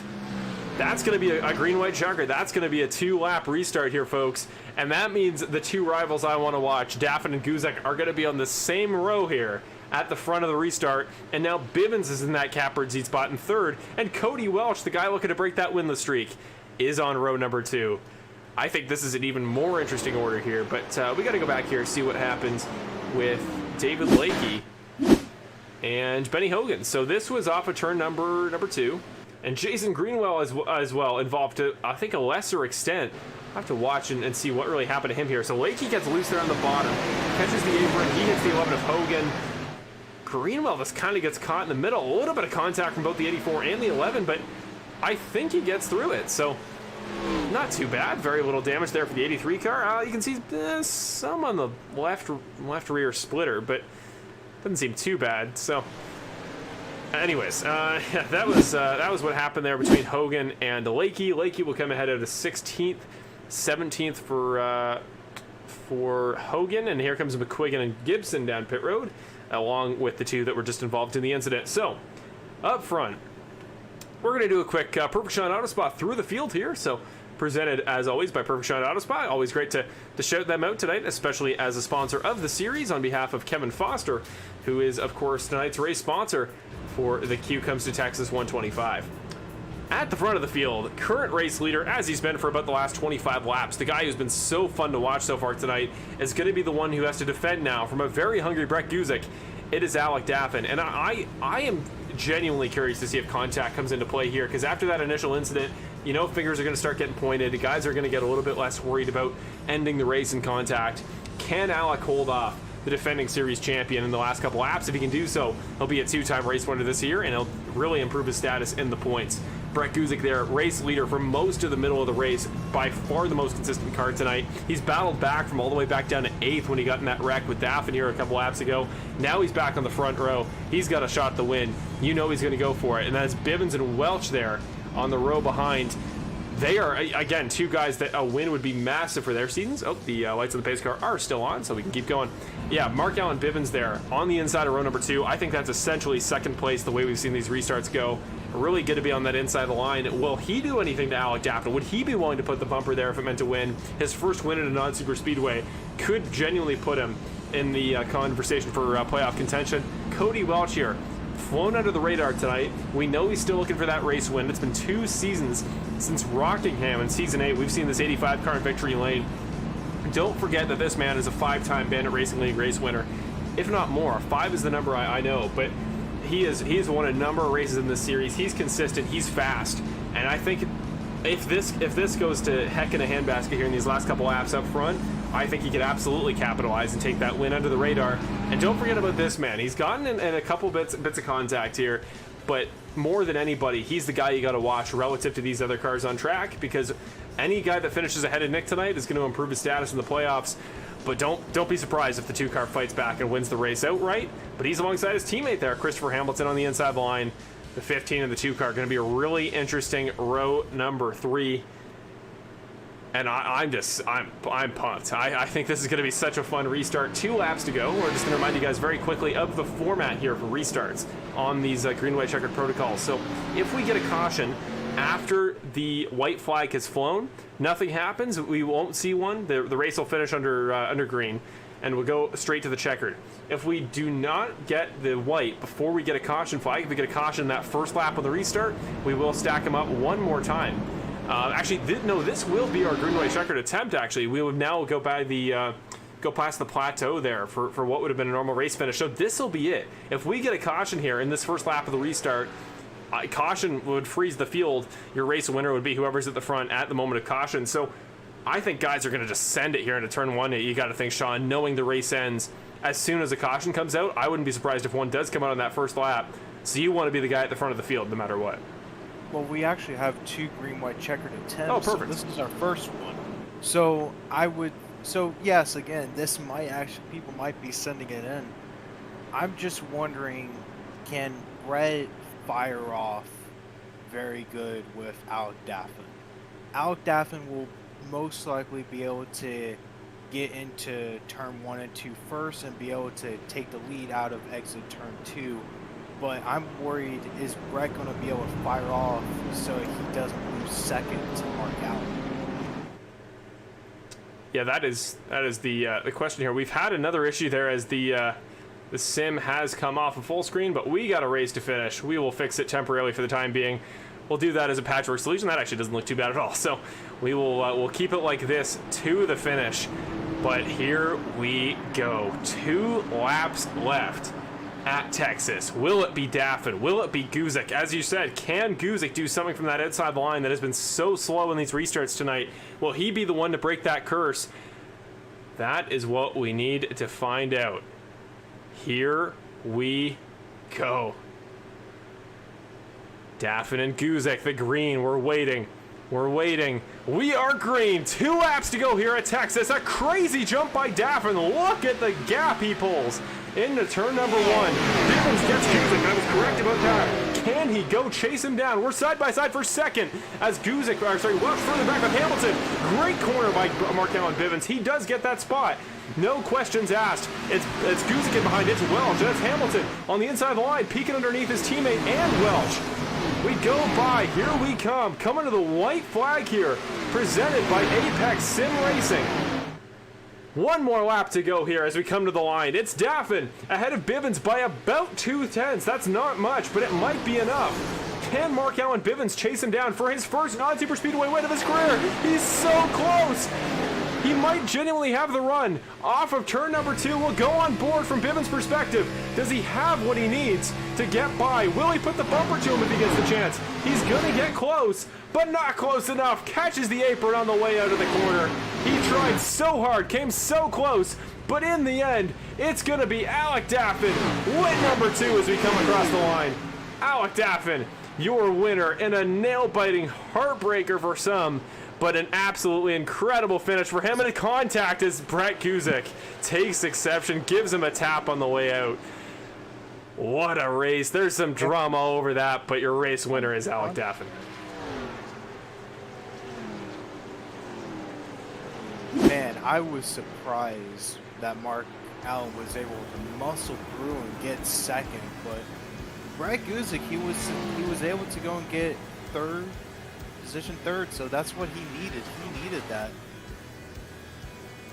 Yeah, that was exactly what he needed to, again, take maximum championship advantage here. As we're going to see some donuts here from your Texas race winner, Alec Daffin, here in just a moment. But yeah, as Nick will come across in 5th, that is huge for those guys that finish ahead of him, especially Alec. That's going to be massive for him in the points. He's going to be in contention, absolutely, for a shot here at the championship. That'll help him and shoring up that advantage somewhat. As Brett, you see there parked in the background watching the guy that maybe not particularly happy to see there up front after their earlier contact, but that's what the Bandit Racing League is about. We love a little bit of drama here from time to time. Is he going to park next to him? Going to do the donut around him. If there is genuinely tension here between these two guys, that's a pretty funny move there by him. There's Mark Allen Bivens parking next to him. Very, very well deserved here. Ricky Hart Jr. is doing some burnouts around. Kevin Foster will give him his moment here in the spotlight as not your Texas winner, as the graphic implies, but definitely had a great race tonight. Had it not been for that late caution there, he would have absolutely been in contention for the race win. He's going to go off and take the Legends Oval there in the infield. Bring it over to his pit box. But meanwhile, back up front, he's doing burnouts as we speak. We'll head here straight to your race winner. Driver, the number 48 car, Mr. Alec Daffin. In just a moment here, let me get something fixed up here. So we'll give Alec his time again in the spotlight, and it is very, very well deserved. What a race! What a win! I love ones like that where it feels like not only was it just pace, not only did some guy come out here and just absolutely crush the field, but he really had to fight for it. I'm lost for words. This race was so good. It was a racecraft situation. He had to beat cars all over the track. He had to really have the advantage in both defense and offense. Just everything, anything under the sun. So we're going to bring him in the broadcast booth. Make it real quick. Maybe we'll do it while he's still running laps here. Race winner tonight, second of the year, Mr. Alec Daffin. Let's get him in the broadcast booth. You rarely get to see this stuff. You rarely get to see drivers do a Polish victory lap. This is really nice to see. It is very cool. And now in the broadcast booth, joining us, your race winner currently on the Polish victory lap as we speak, Mr. Alec Daffin. You got us up in the broadcast booth? What's up, Marshall? How's it going, Alan? Second win of the season, second win of your Bandit Racing League career. Congratulations. And that was one of the best races we've seen in a very long time. And to come out on top at the end must feel pretty nice. the finish there. I mean, Markow and Bivens was absolutely flying there. The 76 car, that was an incredible performance. We know you and Brett were having some tussles there from back and forth. He was in the equation. How do you keep the heart rate down those last couple laps, stay as conservative and stay as cool and calm-headed as you did? Well, first off, I want to apologize to Brett for the contact. I was told it was a racing incident, but I definitely could have kept a little low there when I was passing him, so sorry about that. But yeah, at the end there, going into one the last time, I kind of overdrove for turning in too late. Thought Mark was going to get me. But the heart rate wasn't too high. When I first got the lead, it was a little bit. Like, once I got a good restart, like, I made sure I started in first gear, and I got Brett and Mark side by side there. So at that point, I knew I just didn't have to screw up, so. It wasn't too nerve-wracking. I just knew I had to stay focused, and I did that. Made it work, you know. It did, and this is a massive win for you. And the championship overall, the implications of this will be huge for you because Nick, had that contact there towards the end of the race. He was kind of taken out of the equation for the win. He only comes across 5th, which still not a bad performance at all, but is going to lose some points to you in the championship. So that was absolutely clutch. And does your approach, does your overall, kind of focus change with the playoffs? Was any part of you just going for points, or was the focus from the start race win or bust? I'm just doing the same thing as normal. Like, obviously, like I've said in previous interviews, I'm just trying to have consistency, keep knocking on the door, and eventually I break through. And today I feel like I did that. I mean, I will admit that caution then kind of helped me there. Brett kind of had that race on lock. But, I mean, I was still like the second or third fastest car, so it's not like I was right mid-pack and looked into it or anything. I mean, I wasn't maybe the outright fastest car, but still, like I said, I've been consistent all season, and if you do that, you're going to break through eventually, and we made that happen today. Yeah, 100%. It's what I've always preached. I think these guys that stay consistent, top 3s, top 5s, eventually it works out. And I think that's really what Brett did to get to the playoff and the championship last season, was just be so consistent week after week. And you've done just the same. It's been incredible to watch. That was such an awesome performance there. And just talk about going forward. You come out of this race, you're going to get closer in the championship. Next week is Martinsville. Like, do you feel like anything has changed? Are you any more comfortable now than you were at the start of the year? Do you think you're a bigger threat? And what do you think this win does for maybe other people's perception of the 48 car? I mean, it definitely gives me momentum. I mean, obviously, like, Martinsville is one of my best tracks next week, but Martinsville is always a shit show. Or it's a crapshoot, excuse me. So No yeah, worries. gonna have to try to survive there. I mean, it's kind of feast or famine for me, but if I can get the strategy right and not making mistakes, I think we can be a contender there. So yeah, I mean, I'm just gonna keep doing what I'm doing here. I mean, like I said, we've been fast all season, and I feel like I got maybe a little more comfortable in this league. That's probably helped, but just gotta keep doing what I do. Just gotta keep doing what I'm doing, and we'll see what happens in the end. Yeah, it's really all you can do. I'll throw it to Sean. We got Sean Britt up in the booth, driver of the number 98 car usually. So yeah, if you got any questions, Sean. Hello, Sean. Yeah, hey. How do you think you and Brett are gonna be able to go moving forward? Do you think you might have a few feuds at Martinsville, as it's known to be a short track? Do you think anything might happen there, or do you think everything might be settled afterward? Like you said, Martinsville is a short track, so I mean, if it's gonna happen, it's gonna happen next week, especially fresh off what just happened here. I mean, I haven't looked at the replay yet. I was told by guys in Discord that was a racing incident. I'll have to go see it for myself here in a second, but I mean, I didn't do anything intentional, and I was gonna get by him anyway. Like, yeah, he was faster, but I had the fresher tires there, obviously. But I mean, I'm cool with him. I mean, if he wants to rough me up, I mean, I get it. I'm not gonna hold a grudge against him or anything. I hope nothing happens, but if it does, I'll try to just play damage control and just try to not end my own race or whatever, and we'll see. Well, it happens from time to time. We all know that. We know that you wouldn't have done anything malicious to try to cause that outcome for you and Brett. It didn't particularly help your race either. You still had to fight forward and get back to the lead. But that was huge. That was such a fun finish to watch. I have a ton of respect for you, Alec, for the way you held that off. That was an incredible night of driving from you overall from start to finish. So I'll give you now the time. Anything you want to mention, any friends and family you want to give a shout out to, any sponsors you want to mention, and just anything you want to do as the race winner tonight at Texas. Yeah, thank you. Yeah, obviously thank you guys for the broadcast. Usually thank my Twitch viewers at 4Lex Bowman. That's 4LEXBOWM810. Not getting the viewership I want, but we had a couple guys in here tonight, which was nice. Thank Bill for putting on the league and the competitors for racing me clean out there, and let's have a good end to the season here. Why not?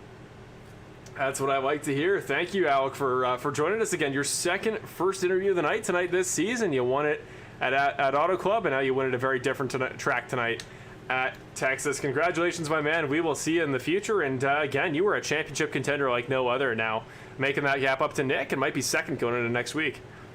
Yeah, appreciate it, man. Have a good one. There you go, Alec Daffin. Incredible race there from him. Incredible race from everybody. That was one of my favorites I've seen in a very, very long time. But man, just so great to see some different faces here. In contention all the way through, contention for the win. Not, well, we're going to change this graphic because not your race winner in tonight's race, Mr. Mark Allen Bivens, but darn close. What a drive. Let's get him in the broadcast booth. I can't wait to talk to this guy. Mr. Mark Allen Bivens. There is his graphic. We are ready to go. The Blytheville, Arkansas native. Let's get him up here in the booth. Hey, Mark Allen. It is Marshall and Sean up in the broadcast booth. You got a copy? Gotcha. Mark Allen, what a drive, my man. That is, I know you had that win at Daytona, but for my money, that was the best drive we have seen from the 76 car in series history. You were so close there at the end. Just talk us through that portion at the end, because that first caution really did change everything. And from there, it seemed very clear. You had great pace. You had good tires. Did something just click there for you at the end? And how close did you come to Alec? Well, there at the end, I just entered the corner too low. My nerves got to me, and I just lost the race from there. But I don't even know if I was going to be able to pass Alec, just because he was so quick. But the strategy all night just kind of just played out in my favor. I was able to stay out, didn't use tires as much as I used to would have. I was able to learn over the week and just learn how to save tires better. And with that caution between Dawson and Keegan, that just put me in position to be up there at the end. Right, and once that happened and you got up front there, you were, again, really a force to be reckoned with. And it was your ability to kind of, you were really fast, but you seemed very aware of the cars around you. You didn't come close to contact with anybody. You were given the room you needed to. You looked like one of the series veterans. You looked like one of the guys that has championship experience, maybe has won one before. But what were you trying to balance there at the end? Because you're a playoff driver. You were ahead of Nick Nickerson. You knew you were going to get points in the championship. How hard were you willing to run there? Were you willing to wreck if it meant a race win? And how much were you factoring in the fact that maybe Alec and Brett had some sort of beef going there as well? Well, that incident between Alec and Brett, that was also a decider for that race for me. But the points, it was kind of just a Talladega type situation. At the end there, I was just really just wanting the race win all that I could. And just barely missed it once again, but still had a really good day. Yeah, it was an amazing day. I am so happy to be talking to you again, Mark Allen. This is your third podium of the year. First in a non-super speedway. Again, I think this is genuinely a huge step forward in the progression of the 76 car. And you're as much of a playoff contender as any now. I think you're going to be up to 4th or 5th in the points. You're really working your way through. So what's your approach? What's your view right now on the Bandit Racing League playoffs? So what's the goal? Are you thinking you can make your way up towards Nick? Do you have a lot of faith in the 76 car in the next couple tracks we go to, or what's the vision here for you this season? Well, the vision at the beginning was just to have a better run than I did last season in the playoffs, and then after this, I think that I'm progressing, and I don't know if I'll be able to catch Nick, but all that I know is all those guys they're a force to be reckoned with, and they ain't playing around when it comes to this. So. No, they are not at all in the slightest. We got Sean Bird up here in the broadcast booth with me tonight, and the usual driver, the number 98 car, joining us. So you got any questions here, Sean? I'm more curious about how you managed to get that pit strategy to work, because you were staying out for a really long time to where you would take the lead. Was that because of one of the cautions that we had, or did you just manage to do something different at the end? Oh, well, it seemed that I just used to my advantage other people pitting, and that's kind of what helped me. Other people pitting with 10 to go on fuel when I would stay out to the end, because at first it was just I want to lead a lap. I want to get my name out there, and then it kept on progressing to if I can keep this strategy going, then I have a chance to win. Right, and that's the mindset that sometimes races just kind of fall in your lap in some ways, but even then you got to earn them. And again, tonight for me, I saw the 76 car in a way I never have. That was such an incredible driving, Mark Allen. I can't get over it. That's when I'll be thinking about a race finish. I'll be thinking about for quite a while, and you made it so darn close there. So I think, yeah, more deserved than I think ever. Maybe even similar to that win at Daytona. Now you get your chance to give some shout-outs to friends and family. Any sponsors you want to mention? I see a new paint scheme there on the number 76 car, but anything you want to shout out in regards to that or anything else, now's your time. Well, just like to thank my mom, my dad, friends, family. Love you all to death. And I'd like to thank Team Watson Racing for picking me up for a sponsor. And, man, I just could not be more thankful right now. We did it. You did indeed. Go enjoy it, my man. Came so close. I really hope if we get this battle again, you get this chance that maybe things go that little bit different in the final corner. Maybe we're seeing that second win from the 76. But regardless, third podium of the year. Incredible result, Mark Allen. Go celebrate and get ready for Martinsville. And we got Nick in the chat. When the former champion's giving you a shout out just on the YouTube side of things, came all the way here to wish you congratulations. That's when you know you've done a good job. Well, thank you, Nick, and try to go get him at Martinsville. That's right. See you, man. Awesome. Congratulations to Mark Allen Bivens. What a drive. What a result. Again, that was, in my mind, a star-making performance. That was so cool to see, and just what a drive. I'm genuinely so impressed right now, and Mark Allen Bivens. I hope this is the start of a long series of races where here at the end, when it gets that competitive, Mark is willing to throw it down with the best of them, and so close there. By 2/10, it doesn't get much closer than that here at a track like Texas. Final interview of the night here. We got the graphics set up. Here's a guy, I'm curious to see his impression on this race as a whole, because it definitely did not go the way I'm sure he was expecting there at the end. Mr. Brett Guzik, your final interview of the night here, your third place finisher at Texas. Hey, Brett, it's Marshall and Sean up at the broadcast booth. You get a copy? Yeah, gotcha. Hey, Brett, man. Well, it's not the way that things were looking there in the first half. That looked like it was going to be one of the best drives we've seen from the 04 car in a very, very long time, and it still was, but obviously things at the end just didn't work out the way they did. What was that second half of the race like from your perspective?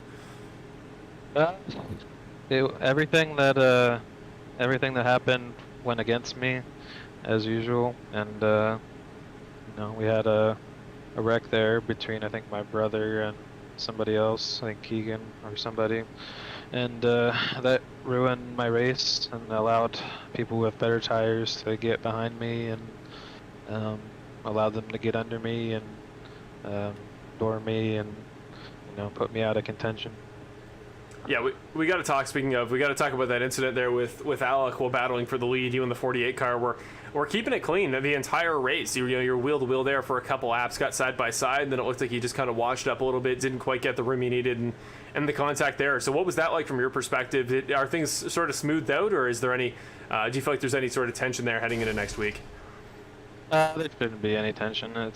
I was running the line that I felt like I needed to run through that corner, and then he just missed the bottom, and I understand. I think the main thing for me was I shouldn't have even, had to restart out there again. I should have, or I had the thing in the bag, coming into the last sequence, and things didn't play out in any of my favor. You mentioned there before, things didn't work out your way, as is usual for you. Do you feel like there's been a lot of, incidents this season, or particularly recently in the playoffs, that kind of haven't gone your way, and how much do you feel like you can control versus stuff that's just kind of happened to you these last couple weeks? I think realistically there's probably 5 races that I could have won so far, and a lot of those are the ones that end up being green flag and everything, and somebody finds a way to wad it up at the end of the race and cause a bunch of chaos and make us all panic there at the end and end up running each other over for multiple restarts, and that's kind of what happens. Yeah, well, we got Sean Bird up in the broadcast booth here joining me tonight. So, Sean, if you got any questions, driver the number 98, feel free to throw them in.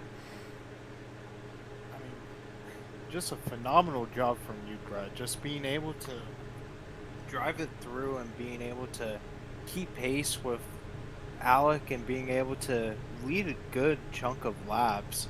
What was going through your mind at the end when after we had our second green white checkered?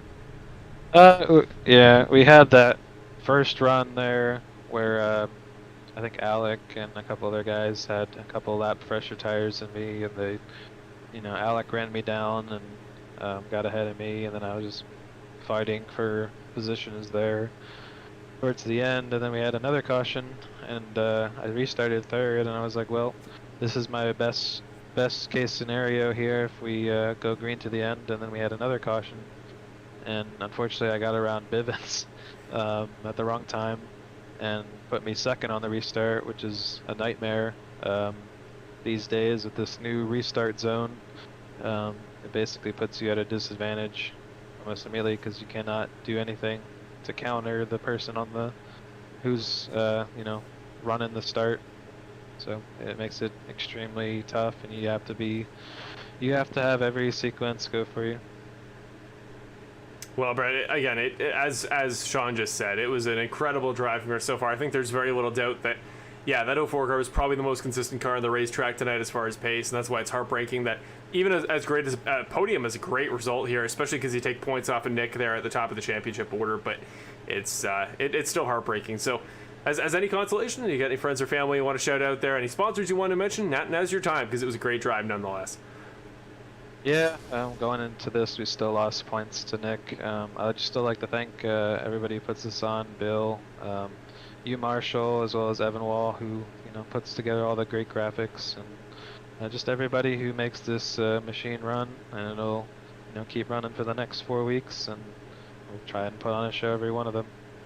Awesome. That's what we like to hear, Brett. That season's not over. You got, I believe 4 races left to cap this off strong, and yeah, it's heartbreaking the way this turned out, but you're the defending champ for a reason. This year's not over, and I think 2 in a row is no less attainable than it was at the start of the year. So go get them, keep the head up, and yeah, one of these races are going to go your way. I believe that the luck will work out eventually. Yep, we'll just have to stomp them at the short tracks. That sounds good. Thanks, guys.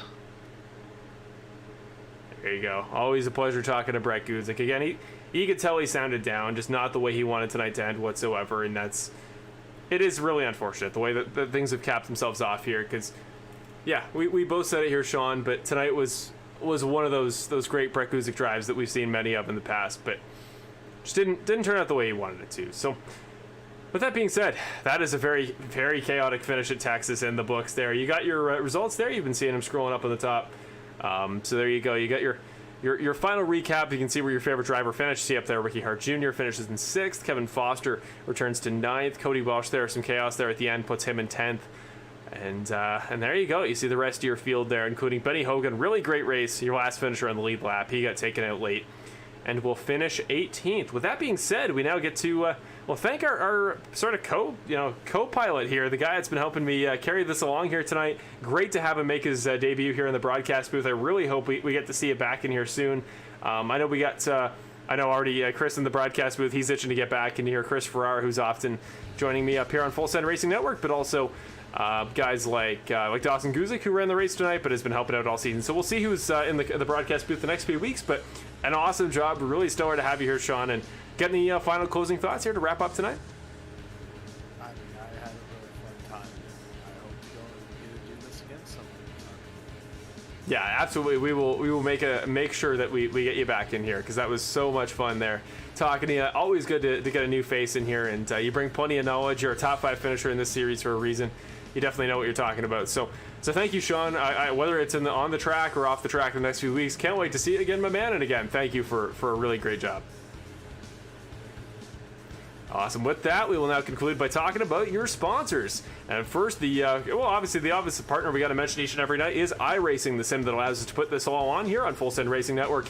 Geezer Authentics is your source for all things Bandit merch. In fact, we have our usual Bandit merch video here. If you want to see some of the great stuff you can get on GeezerAuthentics.com, if you want some t-shirts for the Bandit Racing League, from anything from individual drivers, overarching shirts that have the Bandit logo on it to represent the series as a whole. You want this awesome Rollcraft t-shirt representing the Rollcraft cars, the Rollcraft racing team of Benny Hogan and Bill Harkins. If you want to get a shirt in a variety of sizes, colors, I know it's in Canadian dollars, but convert back, just maybe bump about 20% off that number, and that's what it would be in American. Prices are kept low. Every purchase supports the league, and we really appreciate all of you that go over and check out Geezer Authentics and support the series by getting some cool swag. We got shirts, pants, mugs, anything you can imagine.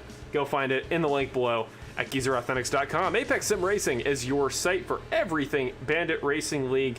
Well, if you want some, not apparel, you want some accessories. If you want some accessories to potentially join the Bandit Racing League and get yourself into sim racing, race on iRacing, at Formula One, any number of sims, that is the way to do it. You can get yourself button boxes, wheelbases, pedals, anything you can imagine. ApexSimRacing.com is the place to go. Link is again in the description below, and use code BANDIT for 5% off your purchase. That is code BANDIT at ApexSimRacing.com. Perfect Shot Auto Spa is, as always, our sponsor of the series. Thanks to Kevin Foster. They've been a longtime partner of the series, and again, if you want to learn more about them, link to their stuff is in the description as well. Track Hipster Gourmets is our custom track cameras provider. They provide us these great panning shots like the one you see in the background right now.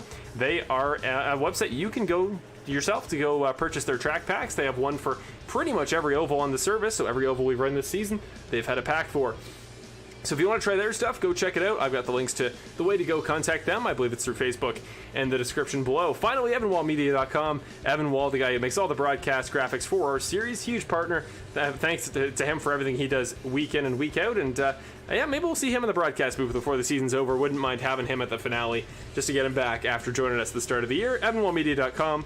If you want a custom graphic, maybe it's a number, maybe it's a paint scheme, or if you want to go check out his cool portfolio work, then doing a ton of videos for different late model stuff, just a variety of cool stuff, EvanWallMedia.com is the place to go check him out. With that being said, I am, as always, your host here of the Full Send Racing Network broadcast. I am Marshall Crocker Jr., and we will cap off the last of tonight's segments, essentially, by saying goodbye to all of you guys. It's been the race for the championship round 2 here at Texas, and the Q comes to Texas 125, and thank you so much, everybody, for watching. It's always a pleasure. Always great to have you guys tuning in with us each and every Wednesday. We're going to show you the schedule for the next couple weeks here, just so you know what you have to look forward to next week for the fourth to last round of the season. We're going to Martinsville on the last day of August, the 31st there. The short track, that's going to be chaos, but the best kind. Then it's Kentucky the week after on the 7th of September, the day after I head back to school, and many other students as well. So best of luck to those of you who have classes starting soon. Then we got Richmond on the 14th, and the season finale at Phoenix on the 21st of September. And that'll round off Bandit Racing League Season 10 in the Geezer Authentics Xfinity Series. For myself and everybody here at the Bandit Racing League, enjoy the rest of your week. We'll see you back here next Wednesday at Martinsville. And for everybody, and Kelly and Bill Queel specifically, on behalf of the Q Comes to Texas 125, big shout out to you guys in Pensacola, Florida. Thank you for watching tonight's race, longtime Bandit Racing League fans. And that'll cap us off. We'll see you next week. Have a good one, everybody.